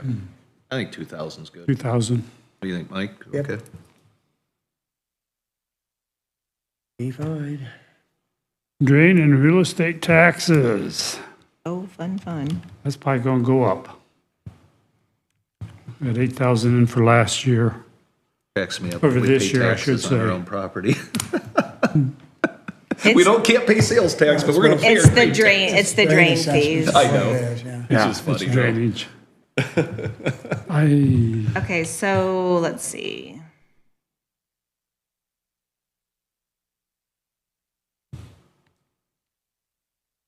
What do we have, 8,000? I would leave it at 8,000. 8,000. Okay. Other service fees, 20,000. We keep that at 20,000, or is there any movement there we could drop that? Maybe. When we talk of other services, what outside attorneys, or what are we looking at there? A lot of it is, the Cintas, well, it was Cintas when they were doing our Okay. first aid boxes. And then we pay for the shredding company that comes to Oh, do our yeah. big shredding. And then that's about it. It does look like, oh, we pay, no, we didn't. And then I did, last year I did transfer some Oh, out of it into like other service fees, just, not other service fees, into legal fees, What did we spend last year, Susan? Do you have that number there? about 2,500. Total last year? 20,000's maybe too we much. cut back to 10? Yeah, I think so. let's cut that back to 10. 10 grand? Susan, seem reasonable? I mean, Yeah, I might come back and visit that when you guys are done. I'll put a question mark. And just to see, yeah, because that's kind of, I don't know, if any odd service comes up or anything not too expensive, expected, then we have it available. Almost like a little bit of a rainy day fund in a way, right? I mean, just Kind of, because you or a never petty know, cash fund, right, you know, because you to- never know, Catch like all. on legal fees, we never know Right. totally how bad. So, yeah, we'll put it as 10 and then I will just revisit it. I'll put question mark Yeah. after it. Okay. Public Health Crisis Response, $1,000. That's what we had in last year. And we didn't spend any of it. However, I believe that, I'm thinking that we have to keep that in there to show that you guys do have, Obviously, like you're thinking about it, that if there was a crisis, you're gonna help. Placeholder. Would this be tied in with like Homeland Security probably and I think the request came from the health department. Health Department? Okay. yeah, I say just leave it at 1,000 1,000. That's what I was thinking. for now. Legal fees, 15,000. We could be dipping into some of that. Yeah. With the Yeah. Leave it. And we spent almost that last year. Did we? And I actually had to transfer in to legal fees. Really? Speaking of not legal fees, but the Sands trial is going to be in Wabash County.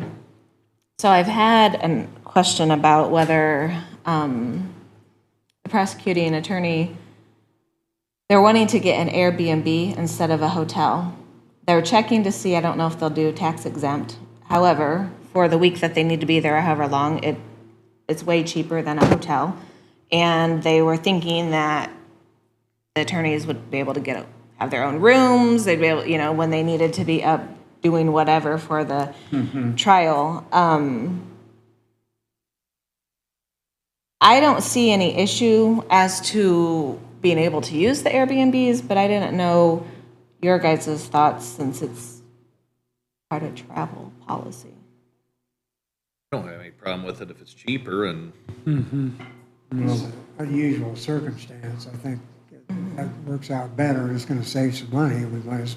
I don't see any reason to object to it. and the taxes, I'm sure they have the ability to remove them.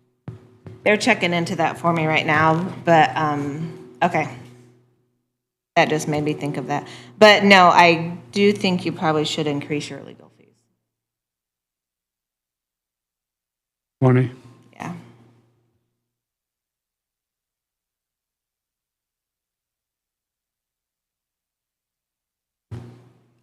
Telecommunications. We need to go to They're pledge. gathering out front. Oh, yeah, this time. It was last week, so I think you're up today, Bill. I'm up today. Okay.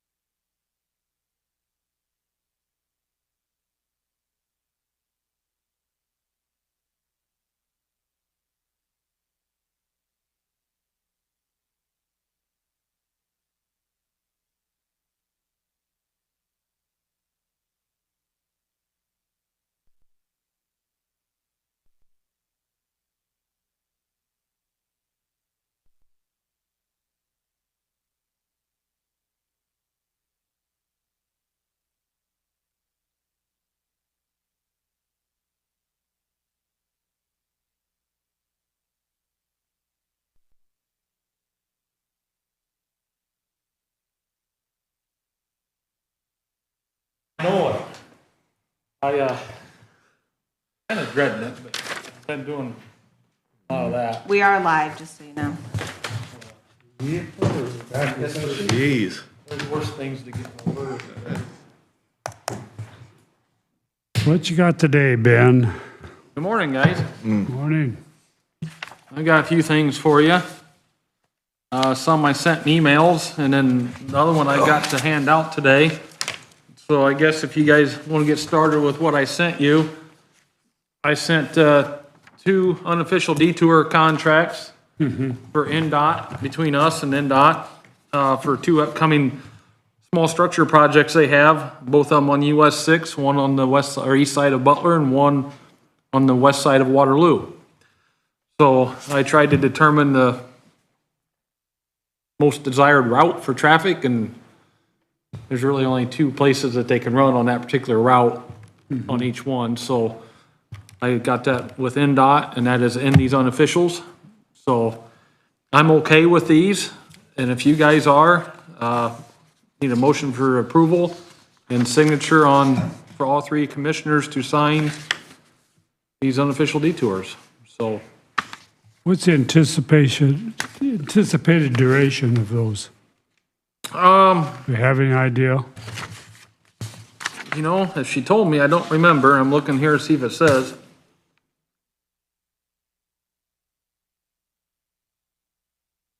No, it just says in here they're gonna start spring of 2025. I don't have a duration time on here. I can find out. I guess it doesn't. I'm just curious more than anything, but Yeah, I don't we're talking remember. truck traffic and everything? Well, this is Just the unofficial. The official detour is all state roads. yeah. That's Yeah, why so it's- they can't detour on our roads. This is the route I picked because you got the non-believers, I call it, that the roads are gonna be closed and they can find a way around. Yeah. So we try to pick the route. Because the state detour, let's see if they attached it in here.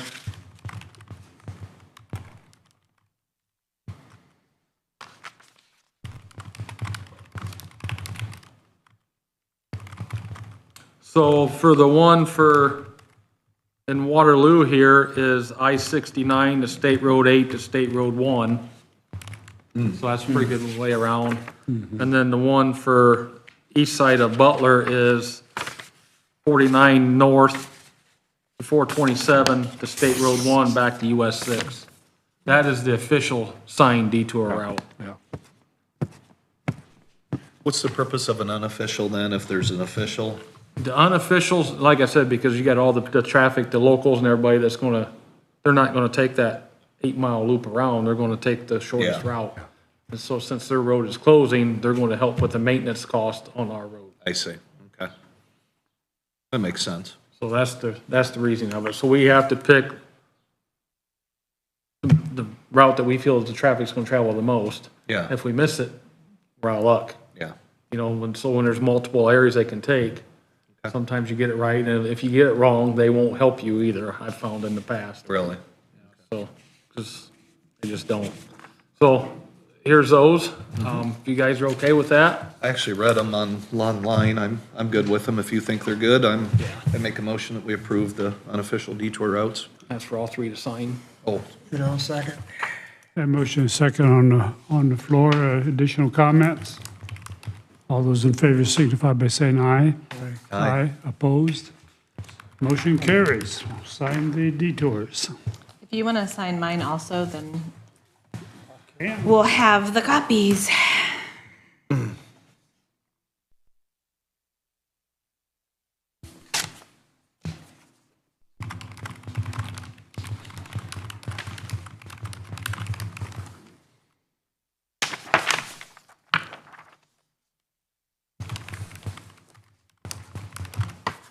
Oops. I passed my agenda on with you. There you go. You just can't keep track of that. Oh, darn thing. It just gets away from me.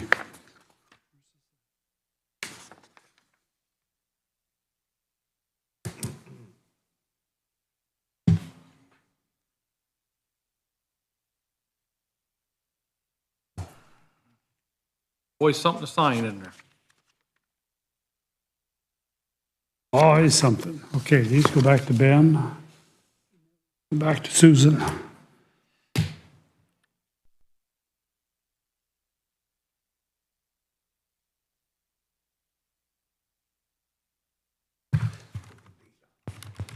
This one?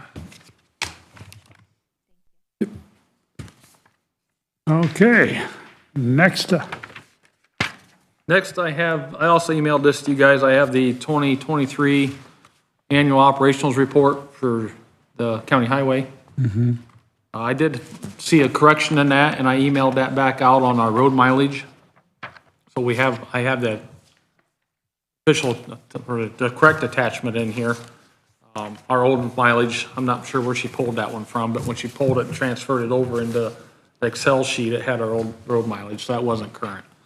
So this one is current now.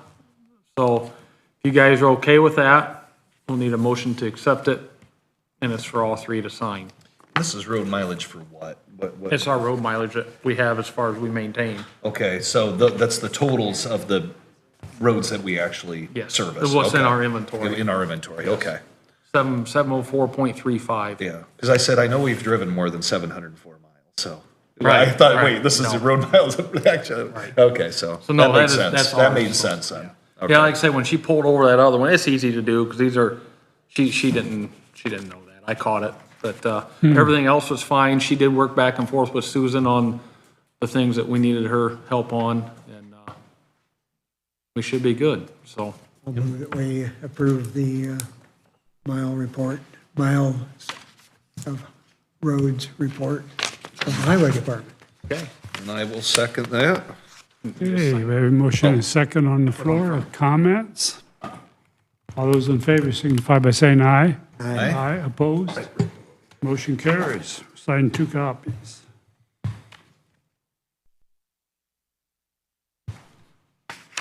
Seven hundred and four miles, and what, about 250 miles is gravel, roughly? 278. 278? 102 bridges? 103. 103 now? Because we picked up one more, right? Those aren't assets, you know that, right? Sure. I don't want to pick up any more of those. I don't want to either. It's like buying a boat. Yeah, did you get that corrected mileage on yours, Susan? Yeah, There you are. this single page is mine. Oh, I'm sorry. Comes back. Thank you. Okay, I'll get that submitted.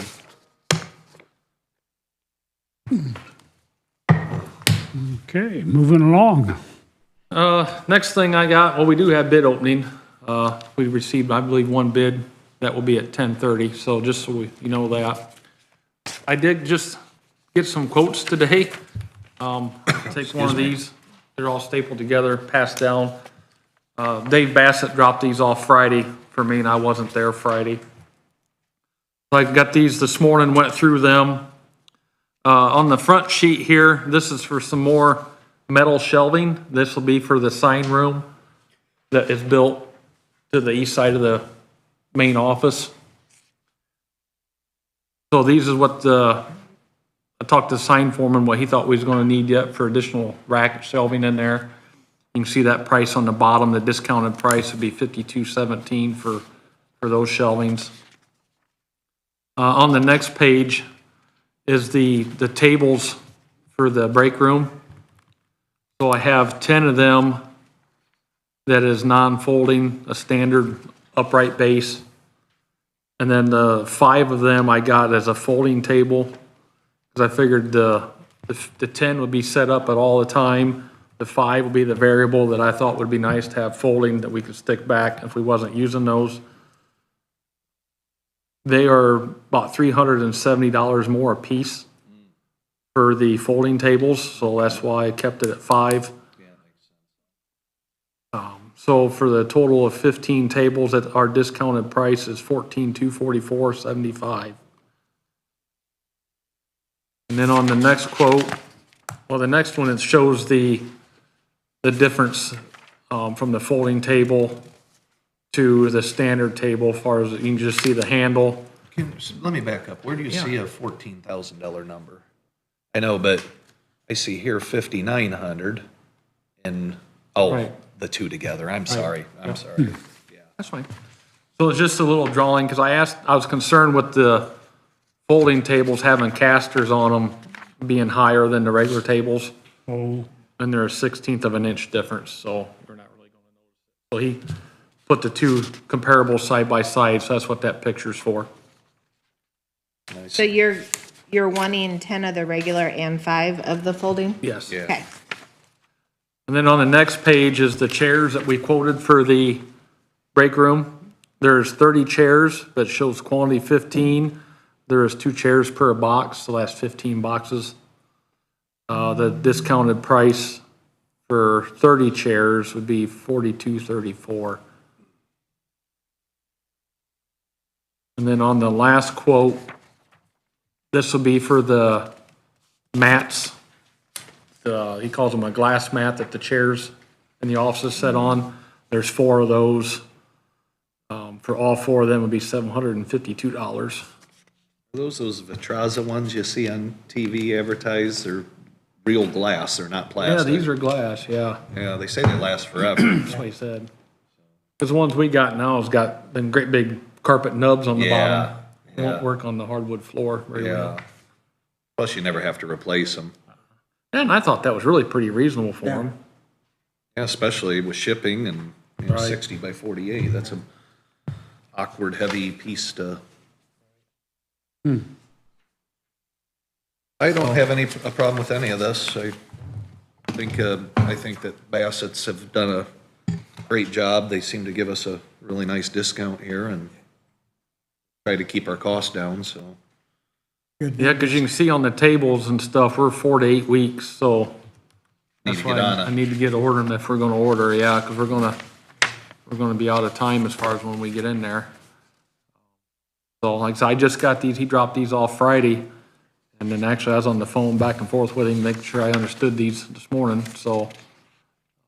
Are we okay to approve this without other bids? I mean, Yeah, you yes, can, it's, we are. okay. I'd make a motion to approve all items been as requested as presented. A motion and a second on the floor. Any additional comments?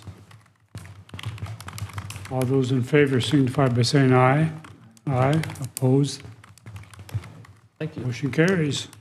Get them ordered, do that today. get them in there. We got a highway meeting this Thursday, don't we? Tentatively? I don't know if we do or not, they're not scheduled.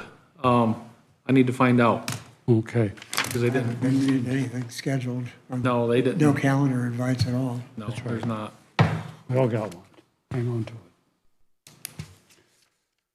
What else you got? Well, just FYI, we started our 10-hour days today, just so you know. Oh, today? Friday's off then? So I'm back on daylight savings time over again today. Right. You know how that goes. Time you start, 7, 6 6, to and you're 4. off it. So, and then I got an email from FCI.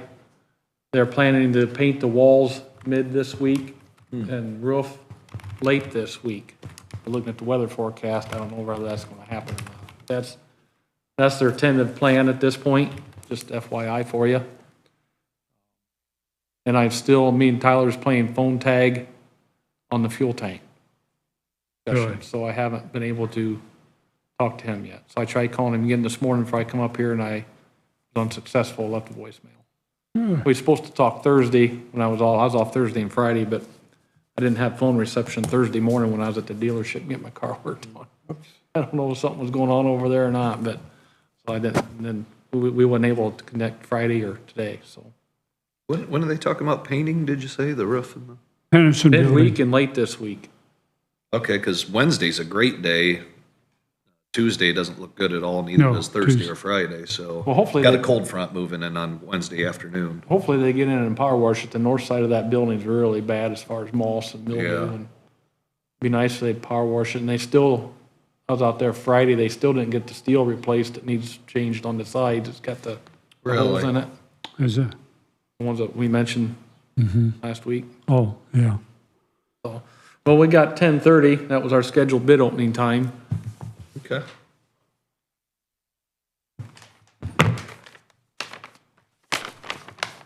Heavy. Is there a truck in there? Feels about like 350 grand to me, I'm not sure. Okay. Well, I said we advertised for bids for dump truck chassis. It was due today and scheduled one, for huh? 10:30, so I got one from Stoops. Susan? Probably got that already. We have a representative in the crowd. Yep, Dan Stocker's here from Stoops, so if we got any questions, he'll be here to answer. Can we just borrow one?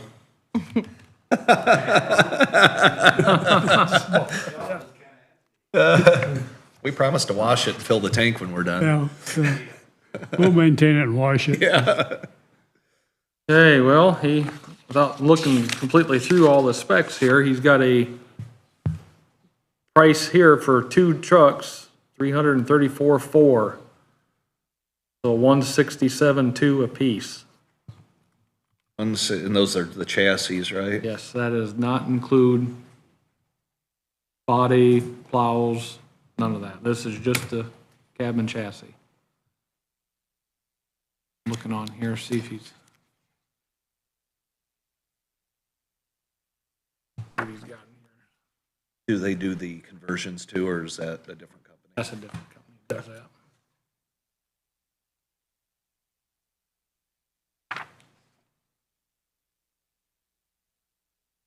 Are those Western Stars with It looks like- Detroits? No, let me look here. Yep, this has got Detroit, Western Star, Allison transmission. As far as what I can see here. Dan, you're in the audience. Is there anything on our spec sheet, save me looking through here, that you was not able to comply with? Dan, if you could come up here to the microphone just so we record this so everyone can. There's If you just hit the button there so a blue light comes on and so this is Dan Stockert with Stoops. everybody. Dan. Well, I'm humbled and thank you for the opportunity and any business we've done, and I hope we can continue. But any deviations I would consider extremely minor.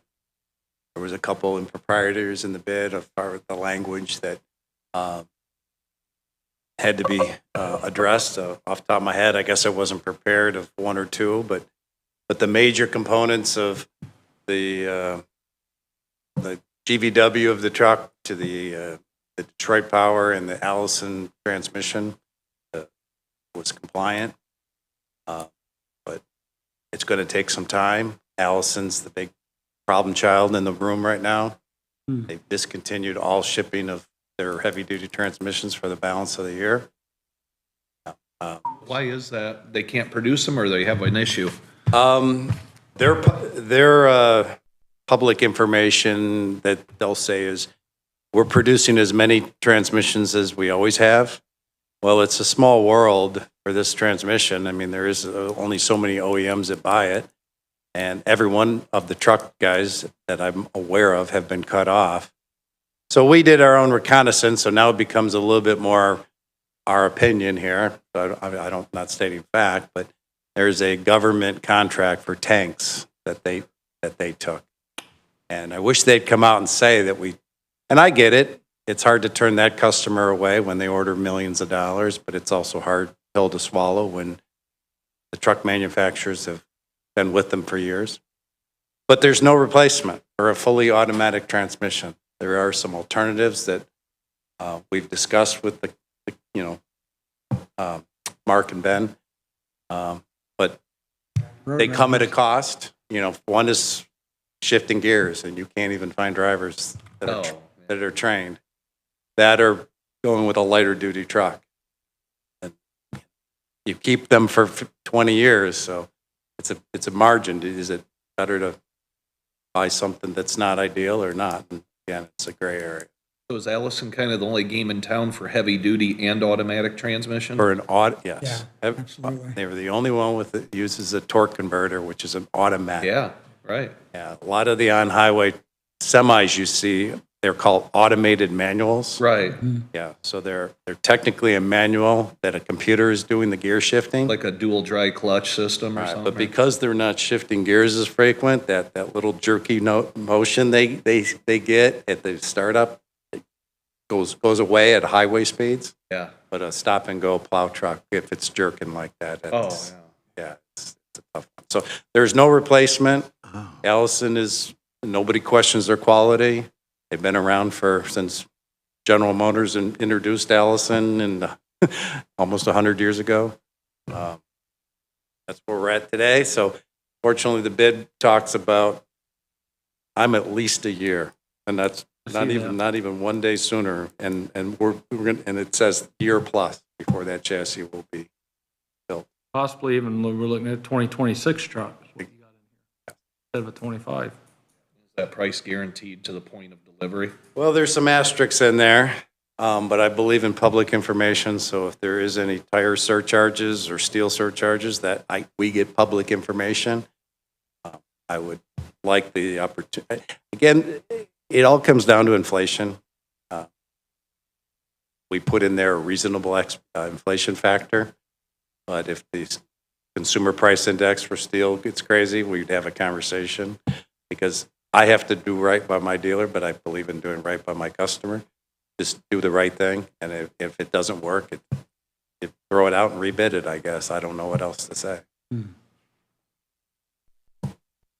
Is there you got any knowledge of the emissions change when they're gonna hit, if that's still Yeah, coming? it's titled 20, that's a good one. So, back up. The EPA is after two things, and diesel has got the black eye of soot.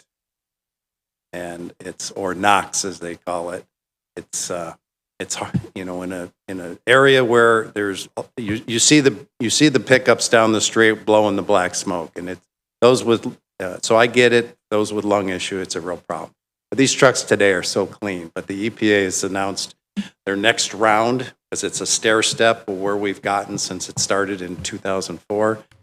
The next stair step is pretty steep. It's 2027 and that anything built starting January of 2027. But Cummins is going in 2026. Detroit is announced 2027. But this step again, and this is how crazy it's gotten. Today, the tailpipe is cleaner on the exit than it is on the entry point, and it's going to get 3/4 cleaner. Not 75% cleaner. That's how big of a step. So you're already managing this amount of particulate matter, and now it's got to shrink again. Sadly, it's at a cost of fuel economy. And then now you got greenhouse gas effects. So in my opinion, they're fixing one problem and creating another. But we don't own them. We're all subject to the EPA, and this is a diesel on highway that all engine manufacturers have to comply. Now, I did read Transport Topics. There's a bill that says maybe delay it. I just saw it. All it is a bill. Some people are lobbying Fed to back off this. So it might change. But right now, this is the rules of the road. Yeah. And next year, because of that, big event coming. It's typically what they call a pre-buy. The mega fleets will buy the year before it happens. So when typical buyer of an on-highway, say JB Hunt or Schneider, buying 300 trucks, they'll buy 600. And it's really hell on wheels for the rest of the little guy as the pre-buy happens. But who knows? It's hard to say. It's a game right now, when to buy equipment and when they buy or when they sell. One thing I will throw I've been at this a while. I don't usually get in front of the council, but I always wondered if I was on that side of the fence or in Ben's chair. When is it a good time to sell equipment? And it's very typical, as long as it's a good running truck. If you had pre-emission stuff today and it's in good condition and not rusted, consider yourself blessed. Some of the emissions have been horrible.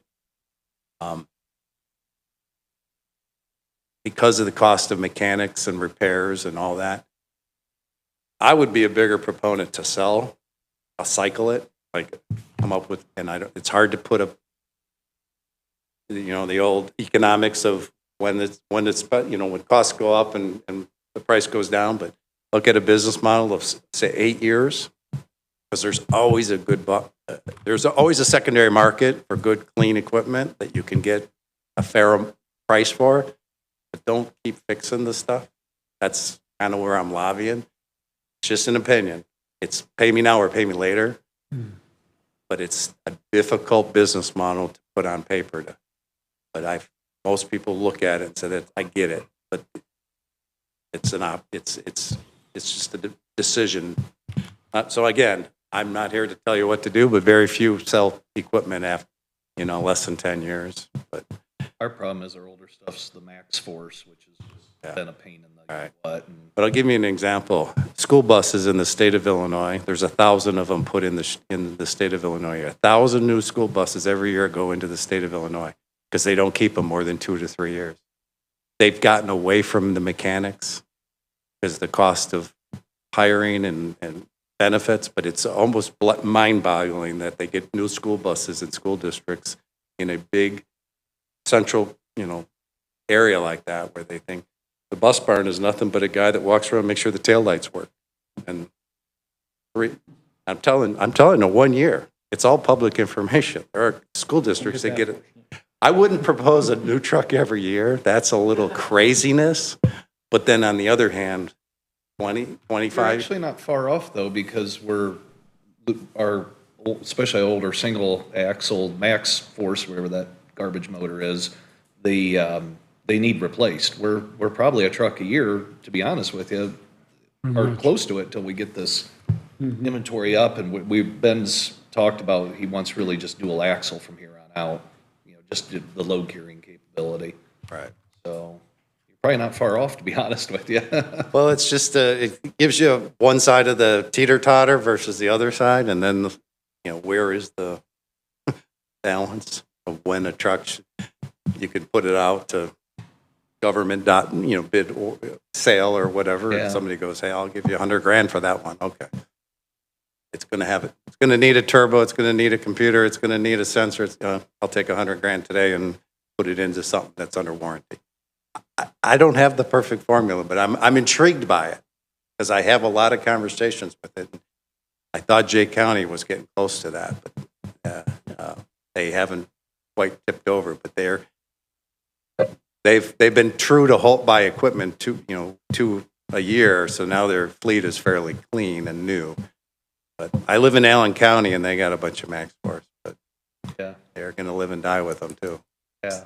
It's an ego thing. It wouldn't be so bad if it was just the 167,000. It's the other 170,000 that gets thrown into it to recycle them that quick. We got to get our use out of them. But the thing is, I'm with you. You can't walk over dimes to pick up pennies. And a lot of times, we'll get another year out of that. Well, then the tranny goes out, then the turbo goes out. Or we had a Cummins fail at 80-some thousand miles, I believe, Ben. Didn't expect that even. So even low mileage can fail. So. Well, it's just intriguing. I'll here to help if I can. Appreciate that. Thank you. Thanks, Dan. How much are the accessories you want to throw on it to make it complete, Ben? Isn't that another 160, 70 grand on top of that? I don't have the number. Maybe I mean, it's 180? close to the same price as the truck. Yeah, it makes them about 3 1/4 done. About doesn't it? double it. About About double. 3 to 3 1/4 in that vicinity. You got total. snow plow, you got the belly plow, you got the box.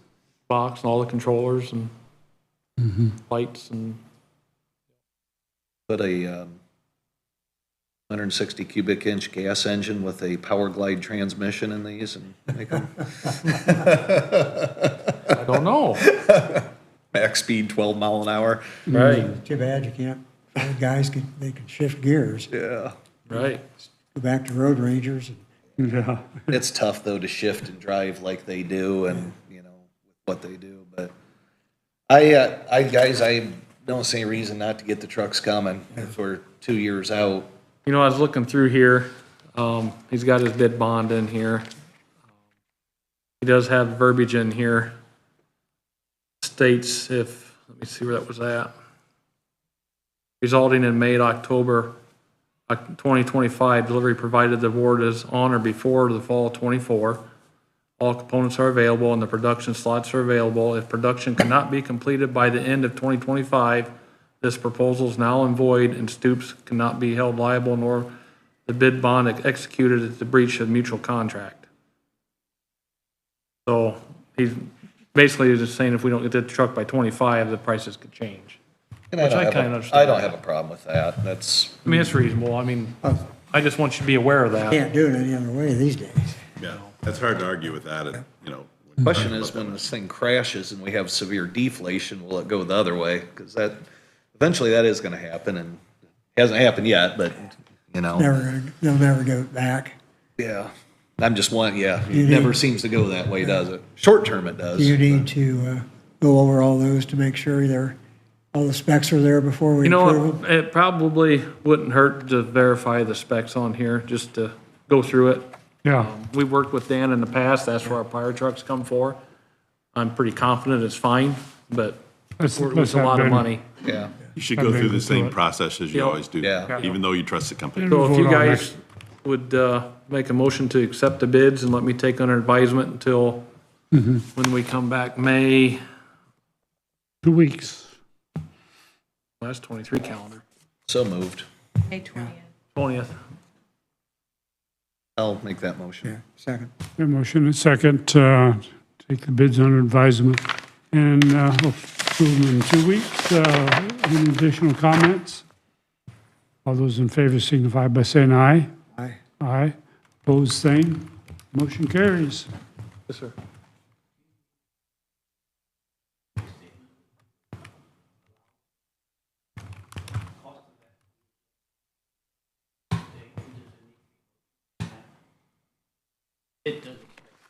Right. The thing there is, the way I understand it is if they can't produce it, then we'll just have to rebid it at that point, you know, right?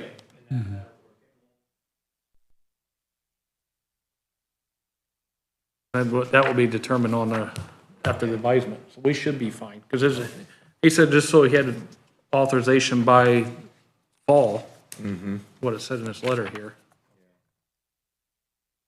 Find it again. It's a good point, though.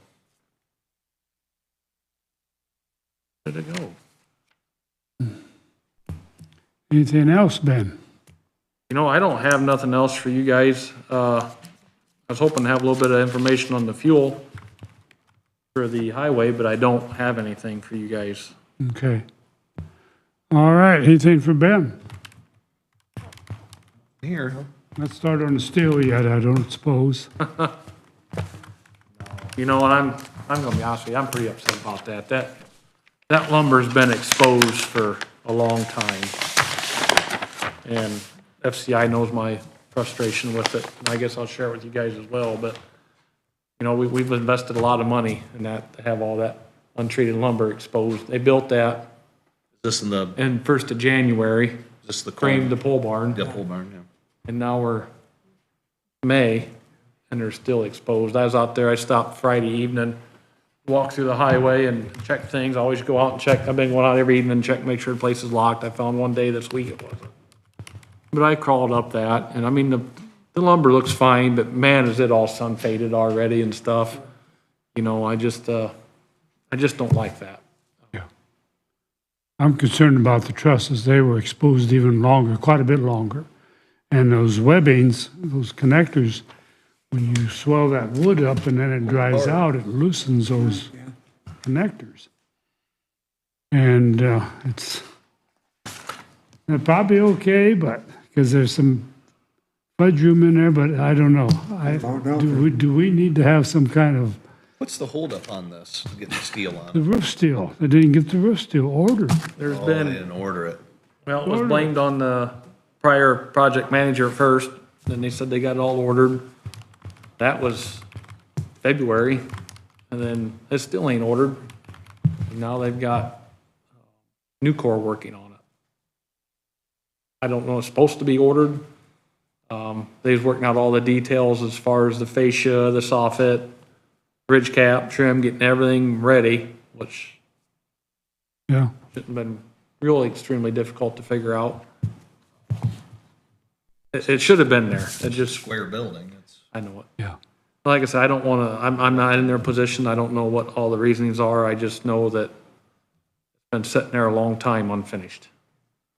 Well, with the concerns that are stated from a legal standpoint, if there's any problems in the future, it'd be good to have some sort of independent architect or engineer look at it and see if the bolts are actually loose now or might become loose from this. Then at least we could have, so I don't know if we have like an independent engineer that's supposed to be viewing this whole work project and could come in and give an opinion about it, like they're already working for us as part of the bond. Otis is about as close as we've got.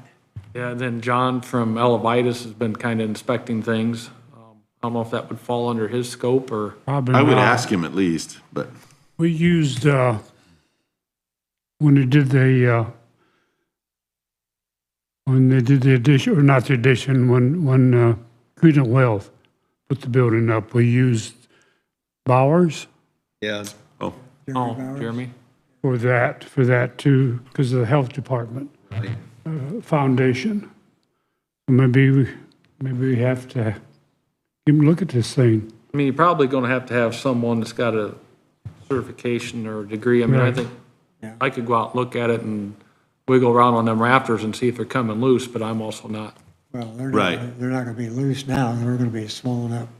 Yeah, tight. you're We won't not know gonna for- be able- We you won't won't know know till for a it's dry. year. It's gonna be more of a timeline thing. How long have they been exposed? How many drying and wet cycles have they went through? Because every cycle back and forth. is going to be more, Yes, I'd have to go Detrimental back to through all those- of our pictures that John took when them rafters was delivered. They was delivered quite a while ago. They've sat out there on the ground for a long time. oh, yeah. Are those webs self-spiked or do you drive nails through them to hold them on? No, they're a perforated steel That's what I say, plate, yeah, they just, and they press them together, Press 'em and they don't together. go in all that far. they got little like teeth on And, them. right, and they actually are pointed, they have a point to them, so when that wood swells, it tries to push them back out, actually. Right. And That's my then when it concern. shrinks, it leaves them loose. I mean, it's very minute, but it's all, the integrity of that stress depends on that connector. Because that's what holds the truss That's what holds the system truss together. together. That's what, Start yeah. getting some wind and some movement back and forth and, Yeah, I think we need to have them looked at. agree. Jeremy Bowers, maybe. I can contact. Bad idea, just before the steel gets put on it, just, Yeah. hey, what's the condition of these, just to make sure. Yeah. Have him look at it, get some video, pictures of it. Need to put a bunch of steel on there and then say, hey, by the way, those trusses are coming. Yeah. Okay. Probably not, we're probably fine, but this is an expensive project, I think we owe it to the And then taxpayers there's to do it get the right. evidence now before it's all Yeah. sealed up. Yeah. We thought we were probably fine at community corrections a half a dozen times too. Yeah, No, like I said, I'm pretty disappointed. We in get it. a big snow load on that thing and it goes, and we haven't addressed that situation beforehand. You know, they're gonna say, well, they'll pass it off on somebody else. We need to address the fact they've been in the weather Yeah. for 6 months, 8 months. Trusses, right? Been a while. Well, they've been sitting out there, it was been built for 5 months almost. yeah, They're in May.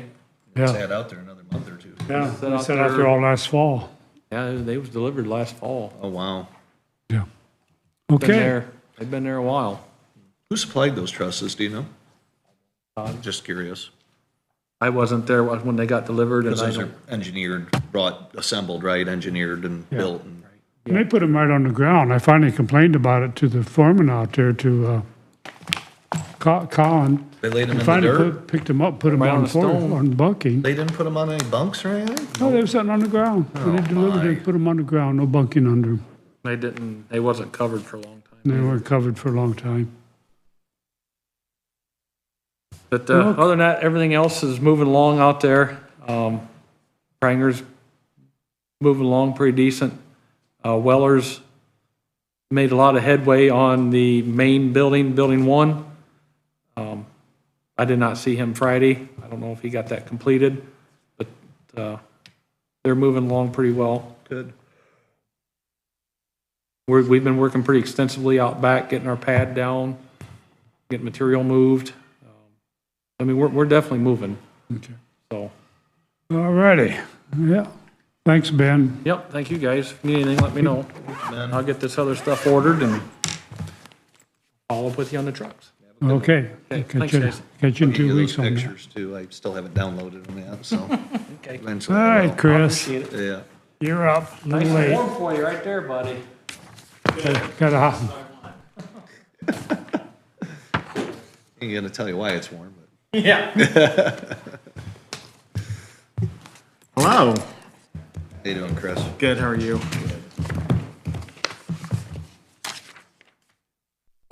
Don't take one. Pat, just pass the whole thing down. I printed off, I don't know, if Susan, I'm assuming sent all that stuff to you. Yeah, They're the yeah, I same got all thing, this, so- yeah. Okay. Yeah. Pass them all down, or? Well, yeah, you can if you want. And I'll keep that. They're all the same thing, or not, they're doubled, but they're the same. Yeah. So I'm here today, I don't believe Janet is here, no.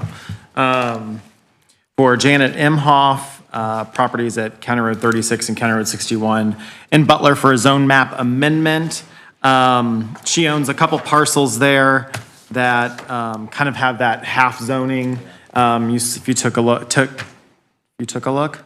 Whatever, anyway, it's Monday. So it's approximately 53 total acres from low-intensity industrial, or I2, to agricultural, A2. Again, on County Road 36 and 61.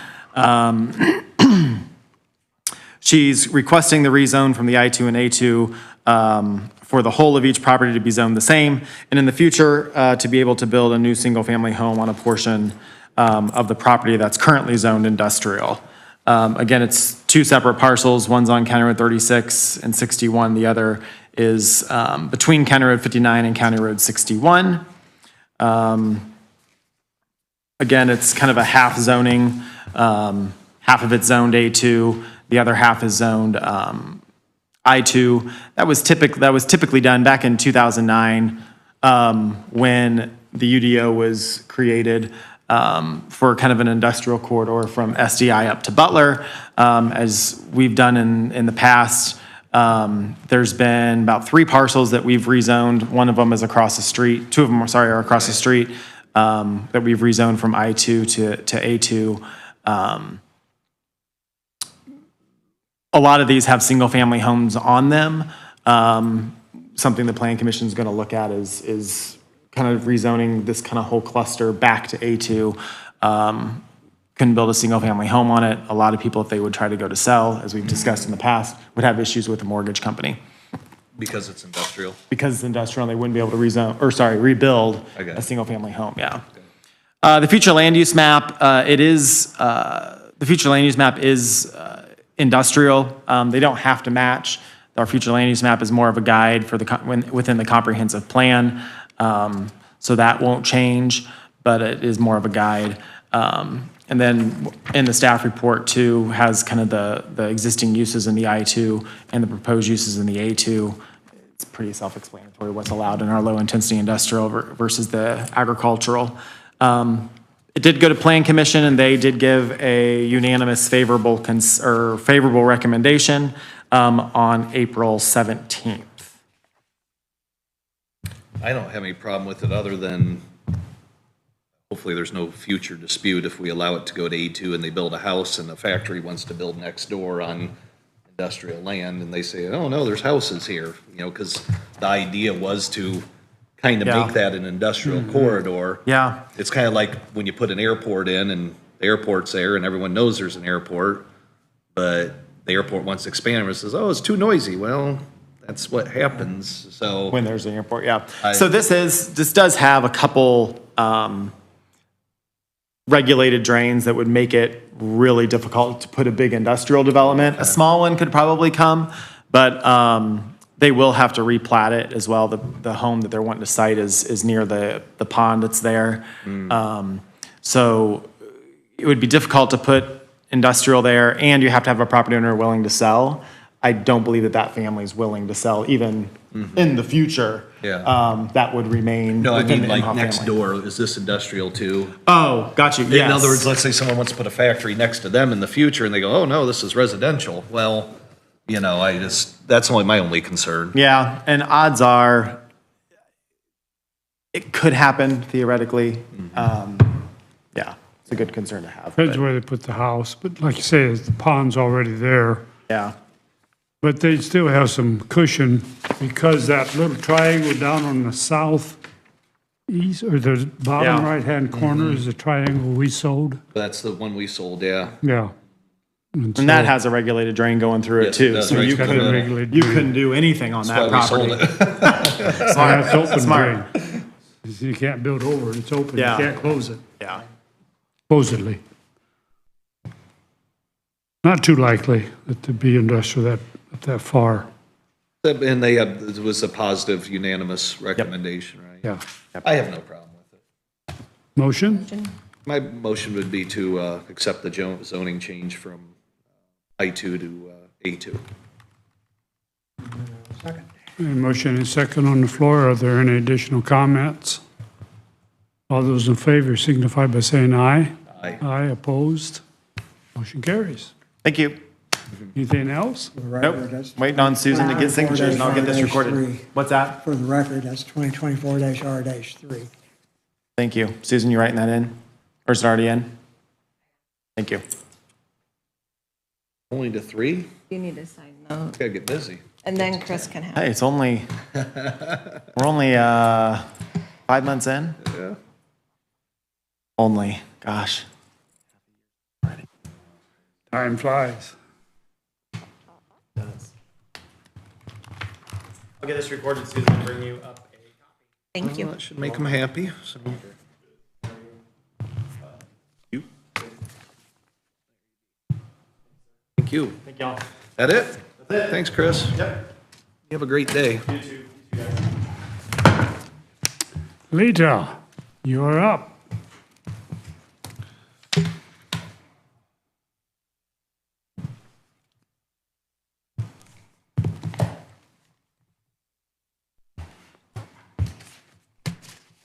Okay, this has to do with what I spoke to you about on getting the cemetery out at Sunny Meadows classified as a cemetery heritage.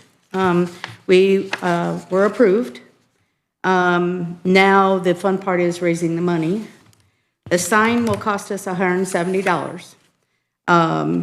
And it'll cost, we're gonna have it hand painted on because the company says we have too many letters. So they're willing to print it without the name on it and let us paint it. They want us to take the word memorial out. Well, to me, in my opinion, that's the ordinance, that's how it was named. We need to keep it. And memorial means, that word means a lot when it comes to that cemetery. Was there a reason why they wanted the, Because it's too many. too many letters? Yeah, if you look at the one that Evergreen did, if you start putting in Sunny Meadows Memorial Gardens in, it doesn't fit there. I see. So we have a person that's willing to paint it. They're gonna charge us $80 for the paint. That includes everything. Oh, that's a To deal. paint it.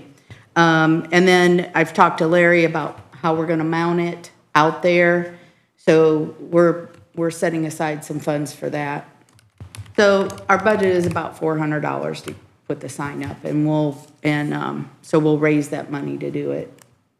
I think we'll have a problem raising $400 for that. So Larry can install it for you. dig the Larry will post install holes and all it. that. He, I let him know about the one at Evergreen, which is just south of the fairgrounds. Yeah. And so he'll know when he needs to, however, to mount it out there, whether he can mount it to that corner piece that's out there. He's thinking probably mount it on a post out there. So, up in the corner, so it doesn't interfere with having to mow extra or anything out there. So, yeah, so we're excited about getting it done. Okay, Good with that? We need a motion on this? No, didn't think so. There is a restricted fund already for the Sunny Meadow Cemetery. So anyone that wants to donate to that just makes the check out to the treasurer and notes that it's for the cemetery fund. And then Sandy will put it in. Reasonable? Sound good? okay. That's it. Motion? I guess we don't need one. We don't need one, she's just giving an update. Okay. Okay. Okay. Anything else on that? No, Any sir. questions? You're working on it, Lita. Well, Mary Deal came to me, so Yeah. it was an easy process, easier than what she thought. Yeah. They took all the information just from the program we did to dedicate the cemetery in the first place. That was enough for them. It was a pretty easy thing to get through. Like easy. All right. Thank Thank you, you. Lisa. Thanks for being such a champion. Little things, one bite at a time. All right. We got a few minutes for the insurance trustees come in, 11:15. What's your preference? Ladies and gentlemen, do a little bit more on the budget, As well. come back into that. Okay, we've ended up on legal fees, telecommunications, 30,000. What do you think on that? We've spent 71% left. Is that good for last year historically? We spent a little over 26,000 last Last year? I wouldn't lower it. I'd probably leave it where it's at. 30? Yeah. That include our internet service too, or is that just flat out just telephones? It's got AT&T, CenturyLink, City of Auburn. Probably I know our that's- internet connections too, I would think. Probably. Yeah, it would be at that cost. Yeah. Legal notices, 12,000. Where are we at there, Susan? Well, we spent quite a bit of that. Yeah. And we spent, so last year we spent about 7,900 of it. We originally, last year, we appropriated 16,500. So we had brought it down for 24 to 12,000, but we're halfway through it. There's still some movement at the state level to ease those notifications a little bit, so hopefully that'll go down. Oh, okay. Yeah, because I know one big thing that the auditors pushed, we're trying to get it so that I don't have to advertise our additionals and transfers. And, There's I several. mean, I can submit a several $1,000,000 budget without advertising it. Right. So, I mean, it will still, all the information will be available, it just won't have to be a paid advertising. We'll leave it at 12? I think the newspaper said they were gonna do it for free this year anyway, didn't they? I think 12's good. Leave it there for now, anyway. Okay, liability insurance. We might want to hold off on that for a little bit. Depending what we find out. Hold off on that? Yeah. Mike's coming in at Right. 5 minutes here. Official bond, 3,500. The elected officials. Yeah. That's for all the elected officials. Surety bonds. Oh, that's right. Yeah. Leave it at Did we use all 35? 3,500 for that? Did we use that last year? I see we've done none yet, but we obviously haven't paid for the bond yet this year. You know, I'm looking at that. It looks like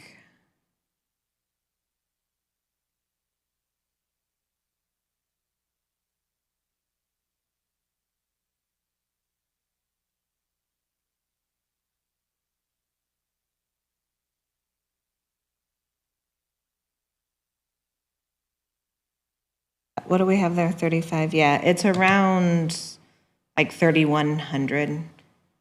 And actually, I did a transfer at the end of last year because they all came in and I was able to pay for this year's in December of last year. Actually paid for. So, Or for for this year, but not. 24, but for not, 20 for next not year. for what we're talking So we need to about. leave it at 3,500 then, right? Okay.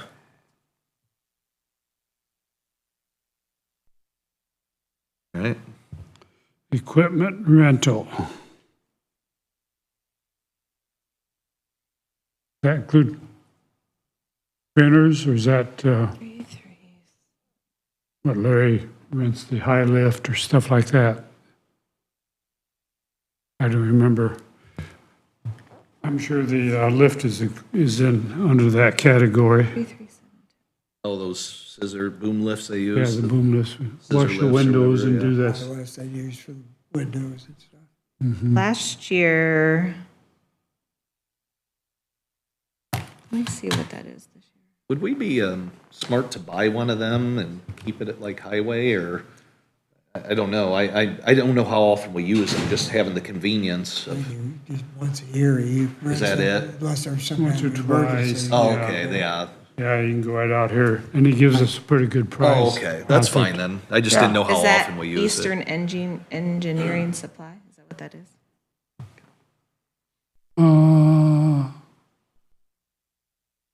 Oh, no, this is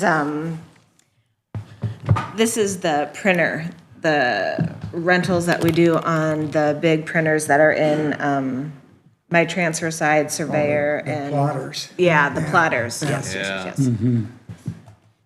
That's what this is. That's probably ought to stay. Yeah, it's fine. Okay, Testing services. we've used all of it already. Huh? No, wait. Oh, I'm sorry, I'm reading it backwards. We've only used, oh, okay. Yeah, we used 12%. No, 12% left. 10%. No, 9. Last we used year, 0.6% is all we've used. 36. last year, Yeah. we spent about 3,400. And I had transferred money from there into equipment rental was one of them that we just did. And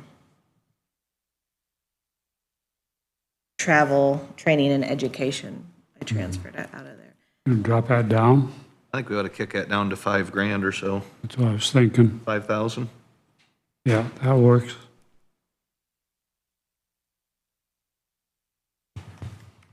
Okay. Dues. No, I'm on the wrong. Yeah, dues, 8,000. 7,000. 7,000. I'm sorry. And we spent about 5,500 last year. This year, we've already spent 6,100. Right. Probably ought to leave it where it's at if. Okay.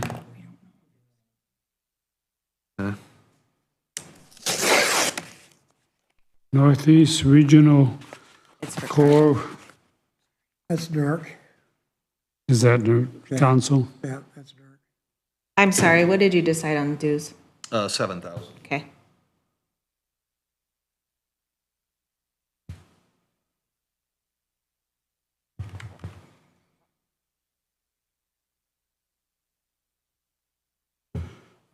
Okay, 10,000 on this Northeast Regional. That covers it, right? Yeah, yeah. Ben uses dark so much, man. Yeah. We don't,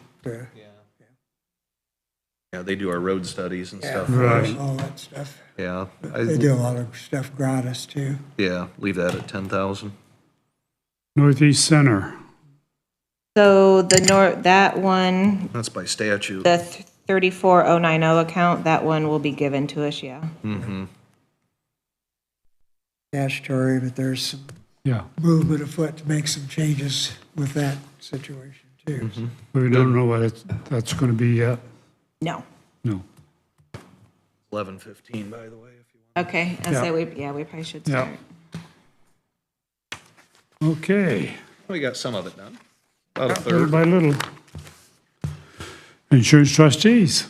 You are up.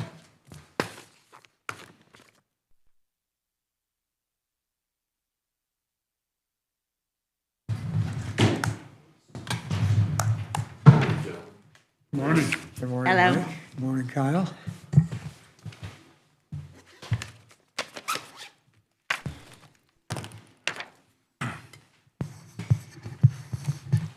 All right, I'm going to hand out a few items here that we'll take a look at.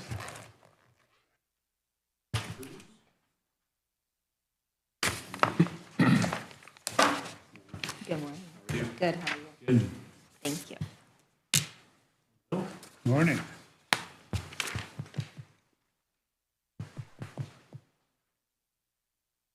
Sir? Morning, Kyle, how are you? Good. Good, thank you.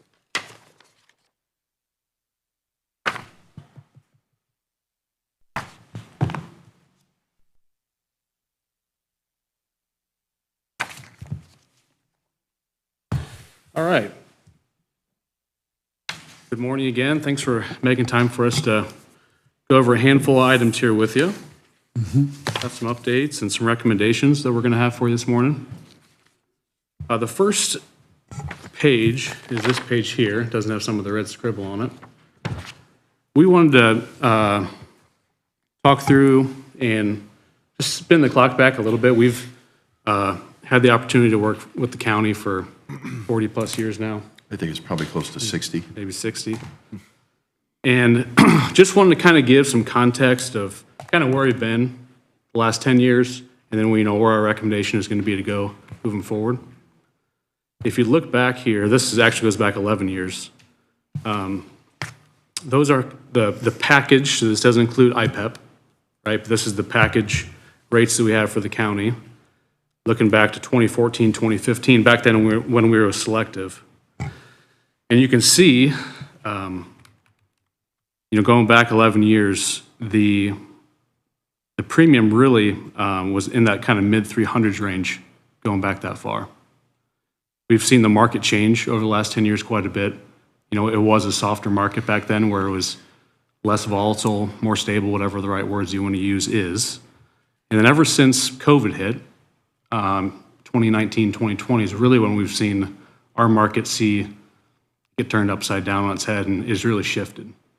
If you look back, roughly 10 years, we've been with different carriers on and off. So every year it's important to us. We're always searching for the best option for the county, going to the market every single year for you guys and trying to find the best option, not just for coverages, but also, competitive price savings for the county. So we've had different carriers on and off throughout the past 10 years. We've been with Selective, then we switched to Traveler, so on and so on. So our thing is, we're always trying to find the best price each year, but there's also something to having a relationship with the carrier, and not ping-ponging every single year back and forth, right? So we've tried to walk that fine line as best we could and provide you guys with the best option for that year based on the relationship and pricing. A couple things to just note here that as we were kind of looking back and digging through our records. Obviously, inflation's been a big piece to this market, and especially in the last 3 to 4 years, it's been a big piece of it for our industry. If you spin back to that Selective years, our statement of values was valued at about $44 million back then. It's now up to $73 million. So if you look back, our exposures have increased dramatically. We've got a lot more vehicles than we had back then as well. Budget for the county is up dramatically. So if you look historically, we've seen about a less than a 3% increase year over year over the last 10 years. And that's just pure rate, doesn't take into consideration all of the increases in exposures like statement of values of vehicles, things of that nature. It's really just the last handful of years when those hard markets hit that we've seen, those increases happen.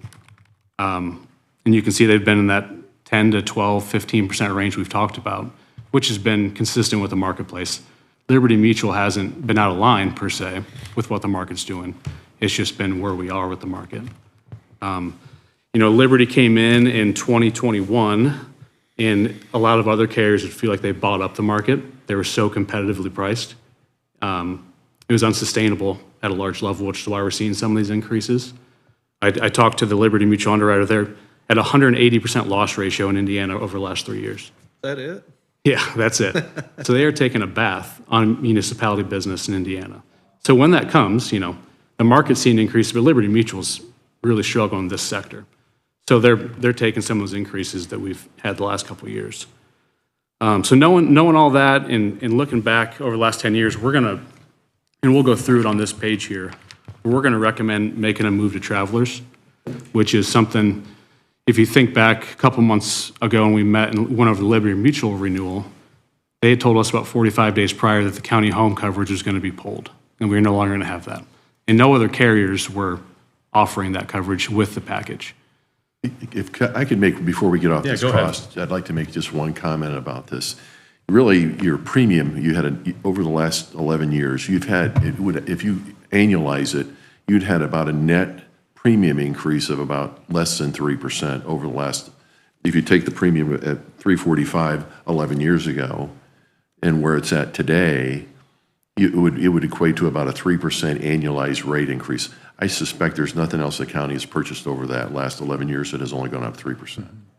Absolutely. And second, though, I would say, in my opinion, in not every area of the coverage, but we probably, our net rates, that's what we pay for, you know, per vehicle, per hundred of coverage on our property coverages, per thousand of what your value is of your budget. I suspect that our rates are pretty close in the last 11 years. They haven't changed an awful lot because your exposures have increased so much. If you think our property exposures are up about over almost 80%, but our premium is up only 22% in 11 years. And one of the things that, you know, Kyle has worked very, very hard, and, you know, we've worked together on this, and I just really, what we've done as an agency, you know, I'm really proud of, but we, you know, every year we search out the market, and I know search and save money is important to you guys. And that's what we've really tried to do on an annualized basis and not just 1 year. And frankly, there's a lot of these years we never had to do that. And we never had to look for decreases because we didn't have anybody else looking at it. It's because we had, I think sometimes when you develop a partnership or relationship, which I believe we've had with the county over the last 60 years or 50 years, whatever the number is, I'd have to ask Ron. He probably would know. You know, it's important. We live here. We care about it. So, you know, making sure the value is in value in three areas is cost, coverage, and service, or I would call that counsel. You know, I remember, Bill may remember back in the 2021, or there was a period of time, 1 year, we got a quote from a competitor, and their premium was less than ours. But they left out about 20 different coverages that you had because they didn't understand the scope of what you guys were doing. And they didn't understand because every county is a little different and has a little different perspective of coverages. And so, you know, it's always been important to us for, you know, the value that we bring, and that's one of the values we hope we bring. That's right.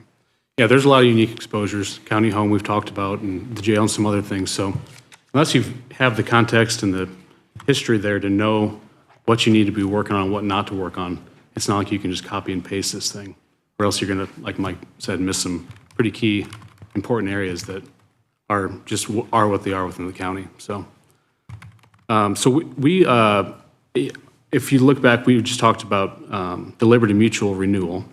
We knew that was not going to be our home moving forward, but they gave us a 90-day extension on the county home, which was great. And that bought us some breathing room to really make sure we fine-tuned all of our coverages for you guys and the pricing we got to make sure we put you in the best spot possible. So today we wanted to go through the Travelers option versus Liberty Mutual as well. And, you know, answer any questions you guys have on it. It looks really strong. The main things, you know, before I jump into the nuts and bolts of it is Travelers is roughly 3 times larger in the public sector business than Liberty. So Liberty came in, made their splash for that, you know, 3 to 4 window, and it was unsustainable. Travelers hasn't done that historically, and they're just so much larger. Their pool of insureds, that's spread out amongst a lot more people, they have typically been less volatile than what Liberty Mutual's been the last few years, which is going to be great moving forward. We don't know what the renewal is going to be next year. We can't imagine, wave a wand and say it's going to be X percent, but we do know that Travelers been really fair these last 3 years and has been they've had less increase in Liberty. So we feel really confident that, moving forward, we can't predict what our losses are going to be this year. If we have an adverse year, that can change things. But it's been positive. If we keep on that trend, I think Travelers is going to be a really good option for you guys moving forward, not just a one-year thing. The other piece of it with Travelers is we talked with Liberty. They had significant deductible increases, which carriers do that because they want to shift the burden to you guys for the cost of things, right? They want you guys to have more skin in the game and pay more at time of claim, so it's less they have to pay out. I get it, makes sense. It's very common, but you'll see here on the spreadsheet, the Travelers honored the prior deductibles and then some. They actually lowered them in a couple spots from where Liberty was. We always have a balancing act with underwriters. Where's the sweet spot? If we increase deductibles, do we get a lot of premium savings, right? And we had all those conversations with Travelers and kind of backed our way into that far right column here so that we're getting the maximum savings to extend to you guys, but also keeping deductibles where they're palatable and you're not going to pay huge out of pocket at time of claim. That was kind of our goal. So if you look at this page here, got the blue and white columns. It's a little busy, but I'll explain it to you. It should flow pretty easy. The far left column, 2 columns are Liberty and Travelers. Then you have our coverage limits in the middle. And then you have the different deductibles that apply to those coverages. If you go down the coverage lines, general liability, Travelers is significantly cheaper based off the same exposures, about 13 grand cheaper there. Autos, they're significantly cheaper as well. It's based off of the exact same units, so it's 95 power units and 10 trailers is the current up-to-date vehicle schedule right now for the county. One item that Travelers will do, so Liberty increased deductibles this prior year on a sliding scale. So the lowest deductible is $2,500 per vehicle.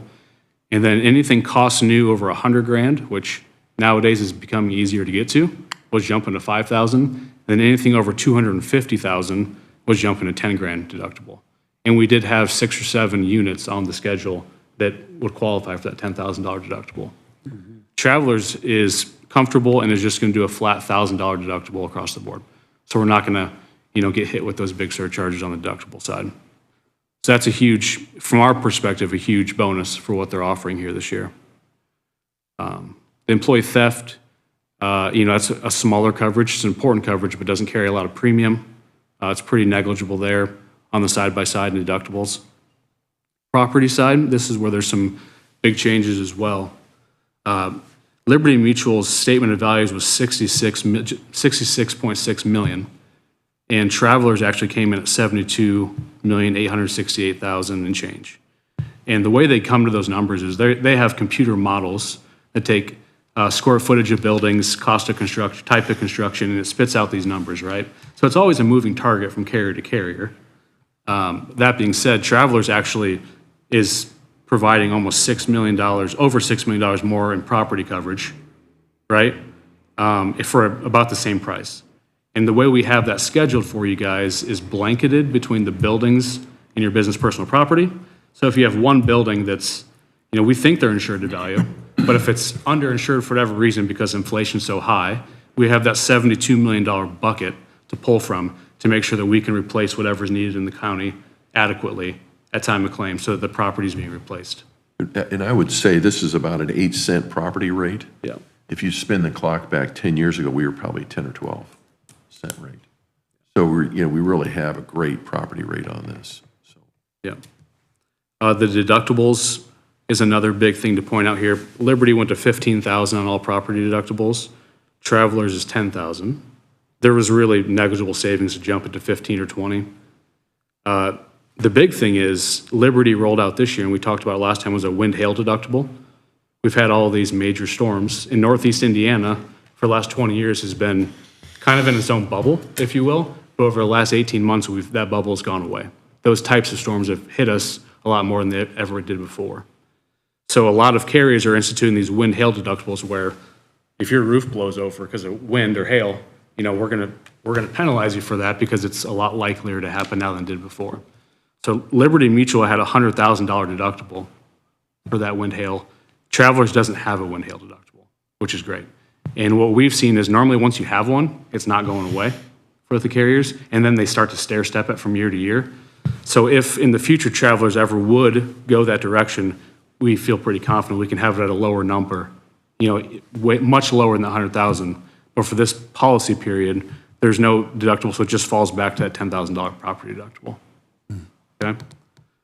Flat 10,000. Just a flat 10,000. So there is no wind hail deductible. One other thing we spoke about last time was Liberty instituted ACV on older roofs, and that's an endorsement that's fairly gray. What's an older roof, right? Right. They write those endorsements so that it's beneficial for them. And there was a cap on that. It wasn't true ACV. So if you had an 80-year-old roof, they weren't going to pay $2 for it or $1,000. But, at time of claim, if we had an older roof, we were going to come out of pocket a significant amount to replace that roof. Travelers is going to do replacement costs on all roofs. So we're not going to have that exposure anymore, which is, for what you guys have, a large exposure with as many buildings as we have and the size of the buildings. So we tried to mirror these coverages. We're not putting you backwards in any ways. There's some of these improvements deductibles wise, endorsements, exclusions wise. But if you go through the property coverage, the ordinance and law, which we've talked about, still at $2 million. We still have the flood coverage and quake coverage. It's actually a little bit higher with travelers. And then we still have the same $5 million business income extra expense coverage that we've had for you guys in the past. Any questions on any of that? No. That flood only applies to buildings that aren't in the floodplain. Right, yeah. Inland marine coverage, we keep that list. I think Susan here and Susan in our office go back and forth keeping that up to date. It's like 4 or 5 different spreadsheets, but that gets aggregated out to a total number. And so it's about $3.5 million is what that coverage is for. That includes all of our scheduled equipment as well as our unscheduled equipment, leased, loan, rented. If you guys go get a piece of equipment from United Rentals or whoever it is, we have coverage built in there for that, just like we have in the past. One thing to note is law enforcement. So we talked that Travelers was not going to quote the law enforcement, which was, somewhat of a curveball. But, we were able to go find that coverage elsewhere. It's going to be placed with XL Specialty, who's the largest law enforcement provider in the country. But you can see if you look side by side, that's where we're losing dollars from Travelers to Liberty is on the law enforcement because it had to be broken out. But we stacked that coverage. It's got $6 million, which is the same as what we had before. And that can always be a topic of conversation. Is $6 million the right amount? We don't have a crystal ball to predict that, but we do know that in this environment, law enforcement has been one of the most challenged coverage lines, especially in the municipal sector. Just the viewpoint of police and everything else you name in our societies led to higher claims and a lot more payouts. We have a couple other items. The public entity management liability, employment practices, that's the wrongful hiring, firing, discrimination.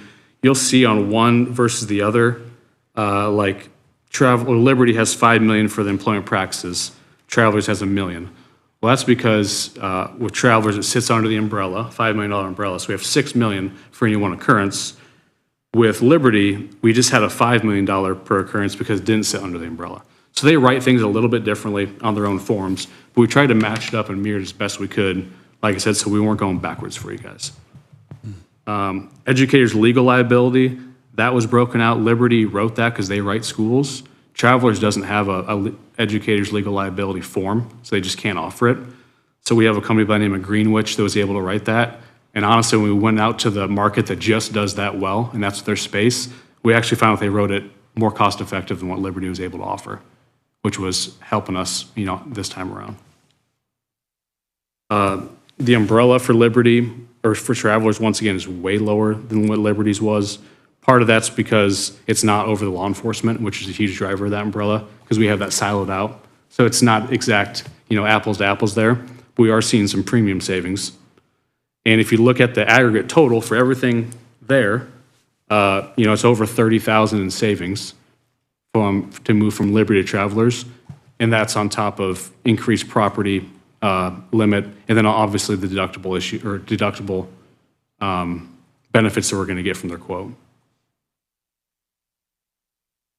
Any questions on any of that, Mike? Do you have anything that feels worth noting? No, you just as before, just for you to recall, the Liberty didn't include the educators under the umbrella, and neither will our current carrier. The $2 million is all we have. Right. We have very limited exposure, but the $2 million is what it is. So. How much is the IPEP premiums for comp roughly? We're looking at our total budget here, and I'm just trying to. I can tell you. Because we're looking at 463 is what you're telling us for our liability and property coverage, correct? I assume the IPEP's another couple $100,000. It's right in that ballpark. Exactly. How much is the annual budget now? 67 or 24? IPEP is 204,255. 204,000 for IPEP? Yep. Hey, Bill, what was it? Do you remember when you started what the budget was? How much budget you had? High 40s, wasn't it? Yeah. I felt that at one time it was only 27 in that range, maybe 10 or 15 years ago. Well, yeah. That's a while That's a ago. long time ago. Maybe 15 years ago. I've been doing this for 20 years, so I remember. It was in the mid to upper 40s when I came in. And it's in the 60s. 48.9, I think, wasn't it? No. 38. I'm thinking 38. There's in that range. How much, Bill? 20, 21. What year did, what 21 year? budget, 21? yeah. That's probably, Computer doesn't lie. 48 grand in my brain for some reason. Or 48 million. Total budget too. yeah. Yeah, certified and what budget, yeah.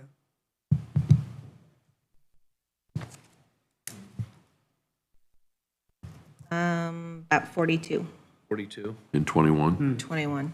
And what was it? What is it now? Yeah. That's a 50% increase in your budget.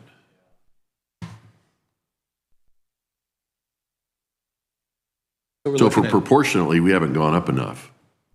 Well, that's why we need savings from you to offset our other increases. That's right. I'm kidding. We're at 65 for 24. 65, okay. Okay. So, one thing we want to talk through was, we spoke with Travelers as well, and I know there's been conversation with some other brokers that there's arbitrary or 10 to 15% savings with Travelers due to that relationship. We've spoken with Travelers multiple times on that. The underwriter for the account, whether it's, no matter who the broker is the same guy who carries the pen, and he's confirmed there is no rate differential from broker to broker. The price is the price. And so we feel like we've negotiated them as best we could on this one, but there's no better pricing elsewhere with Travelers. One of the things I would say, the Hill Group is, there's probably 20,000 agencies in the country, and the Hill Group is the 9th largest. I know that means there's 8 larger than we are. But, that's still, we're significant players in that. And I know Todd has mentioned that something that happened like 20-some years ago, and there was a company that we represent that actually insured Todd's business, and they had what they called a select agent program. And what that program did was give me their select agent, because I had a history with them, I was their agency partner, I had a 25% discount the other agents didn't have with them. That program lasted about 5 years. And the reason it went away is they started losing other significant partners. They said, if you start you give these guys, you might as well, must be the only people you want to do business with. So the reality is no insurance company, if you think about, there's whatever you're in that list, would you want to do business with somebody that's going to give somebody a better premium than they give you? The answer is no, and that's why they don't do that. So, you can say anything you'd like to say. about something, I could say that I can go out and buy a 2020 Ford whatever from this guy from Utah because I want you to lower your price by $2,000. And it just, I probably couldn't, but I could say it. Now you said Travelers said that through Travelers. Do other companies have that?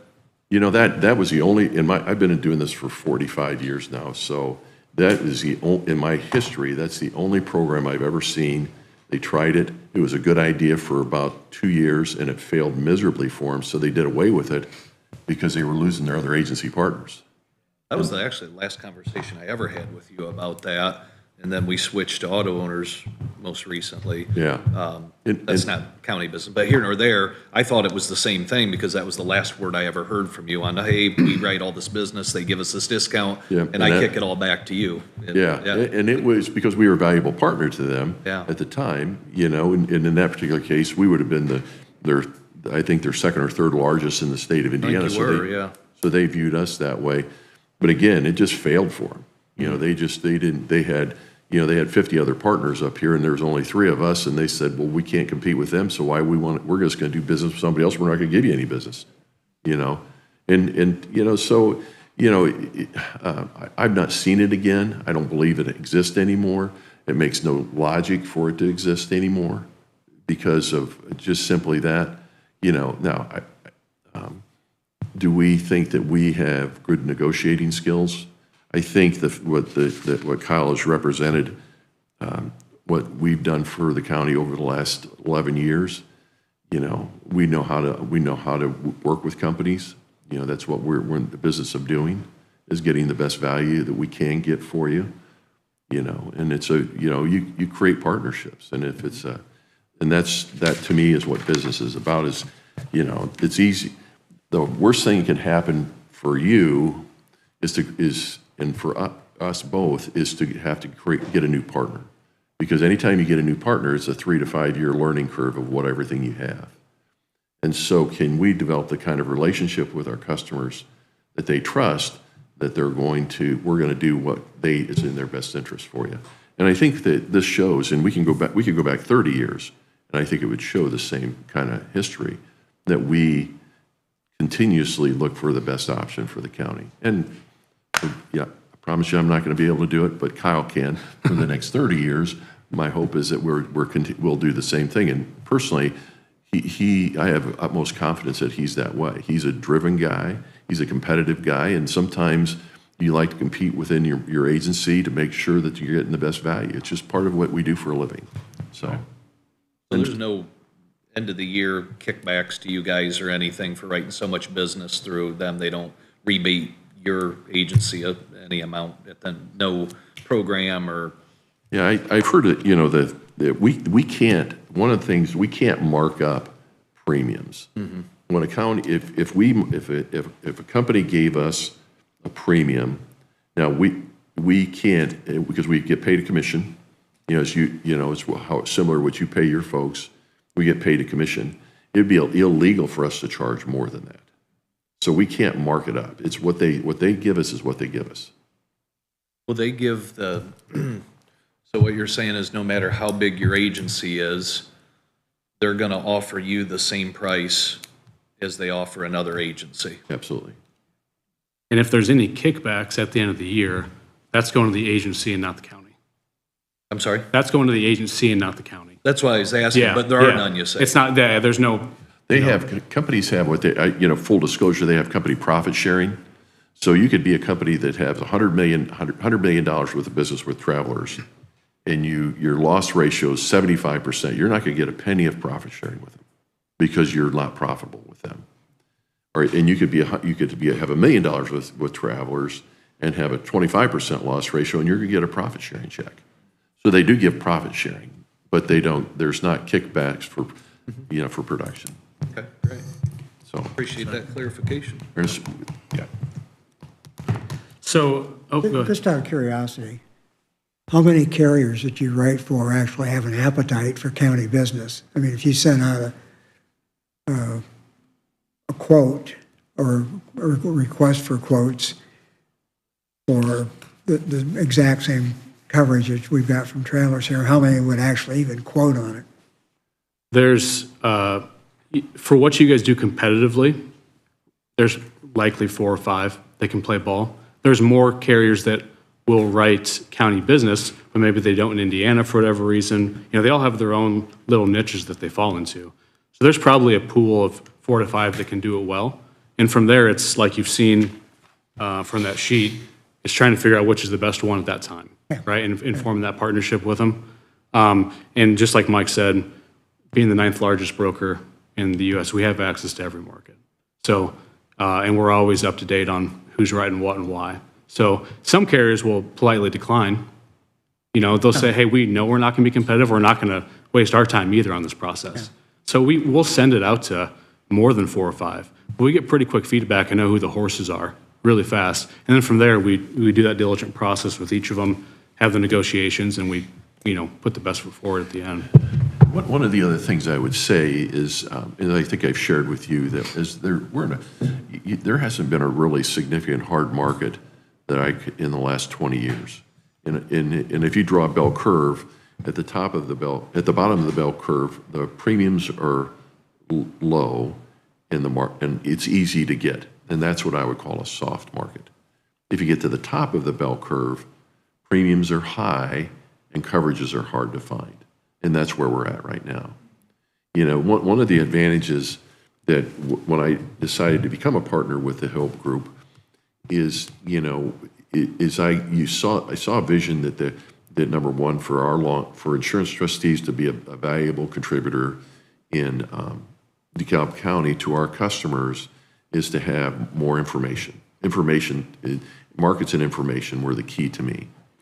And one of the things that they can help us understand is because of our relationship with carriers, which is, you know, when you get in the top 20, 25 agencies in the country, every company that we do business with considers you a significant partner because they know there's greater opportunity with you. And so that means that we are probably on the leading edge of where the market's going and what companies are trying to do.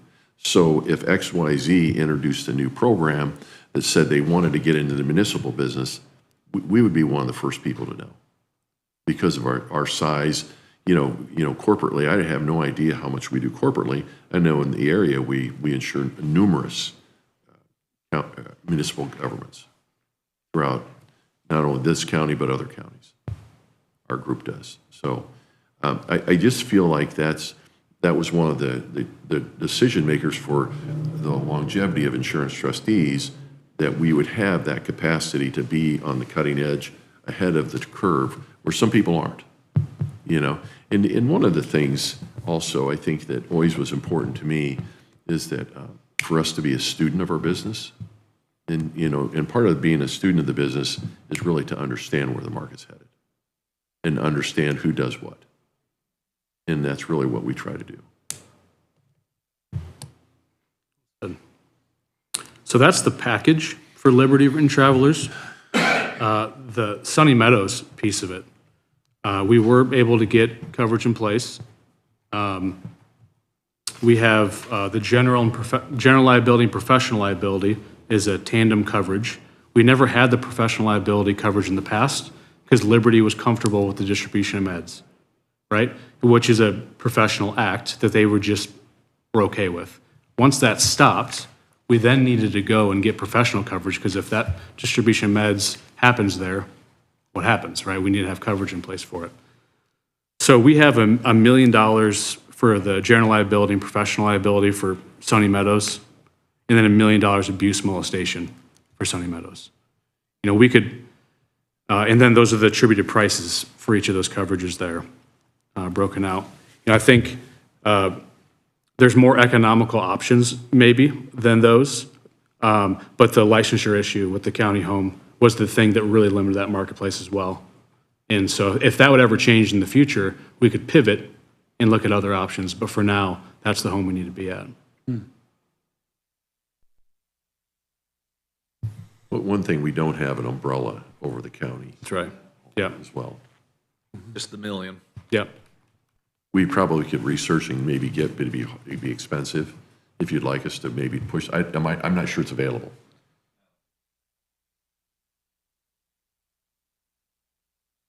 Liability, I don't know if attorney'd like to opine on this, but isn't a lot of liability as far as, well, molestation's a whole different thing, but general practice isn't a lot of liability settlements based on the person's income. In other words, you permanently disable someone that's 25 years old that makes $400,000 a year, you're going to be paying a lot of, whereas if you're Sunny Meadows and you're on their Social Security income or whatever, I can't imagine a liability from a basis of what the person earns. Human life is being- worth the same, but the courts look at earnings over a lifetime. That's what I'm yes. talking on the civil end of it. Dependents and things like that. Yeah, on the civil end of that. Can't imagine we'd be over $1 million for anything that's, as far as their ability not to earn wages in the future anyway. But, yeah, human life, I'm not talking the value of Right, I know someone's you're life. not talking about I'm human talking life, about but the yeah. value of what they can earn. I think we're okay there. Okay. One thing we'll need to do, and I'll work with Angela Brown on this specifically, is all volunteers at Sunny Meadows will have to have just a background check done before they can be a volunteer, specifically for the abuse and molestation coverage, which should be, I mean, that's just the right thing to do to begin with. And we just need to enforce that gets done with each volunteer that's there. So I'll work with her on that piece of it. Okay. Anything else? Any questions, comments? I know how much work went into this quote. I appreciate the deep dive into things and the service that you all have provided over the years. Appreciate it. It's our pleasure to do it. You know, one last thing I'd like to say is I know that Kyle's started, our normal renewal was in February. This is going to change our renewal date. But, you know, he's been working on this for probably 8 months. You know, so he's put a lot of effort, a lot of time, because we always, 150 days, we model out what's the best option, where should we go, you know, with our customers. And so I'm really grateful for the time he's put in this on our behalf. Well, I am too, and I'm certainly I am certain that no matter who quoted what on Travelers, we're not going to have better coverage or a big savings on premium. So I'm perfectly happy with the Travelers renewal. And so what we would do is obviously we'd cancel Liberty coverage, which is a simple form that we sign, right? Cancellation form, and we have coverage in place the same day, so there's obviously no gap in coverage, and then we just move that business. And then our renewal moving forward will no longer be February 25th, it'll be May. It'll be in the month of May, on that day that we do that, so. And we're bindable and we're good to move forward today on that for you guys. Okay. The only, if there is a downside to that, that moves our liability renewal closer to our health renewal, which I guess is not that big of a deal. So anyway, I would, if you want a motion, I'll make a motion that we proceed with the moving the county liability insurance from Liberty Mutual to Travelers. For the 463,776, right? Yep. I'll second that. A motion and second on the floor. Any additional comments? All those in favor signify by saying aye. Aye. Aye. Opposed? Motion carries. You'll get us the paperwork to Yeah. switch us over and Yep, we'll get her signed up. yep, that sounds good. We'll get that over to you in the next 24 hours, so. Okay. Okay, Thanks for letting us partner with you again. yeah, appreciate it. All right. Thank you. Okay, and thanks for all Thank your you. work, Thank you, Susan. gentlemen. Yeah, Good seeing you. yep. Have a good By day. the way, Mike, I tried to call you once back. I was in Vegas when you called, and it was That's fine. Well, that's fine. That's my question. It was 2 in the morning your time. I didn't think you wanted me to call you, so. All right. Do we have any more business? Anything, anyone? No, nothing here. We got an executive session starting at noon, so. Okay, let's close this meeting and take a little break and jump right into the executive session. I need a little break. Probably need a break.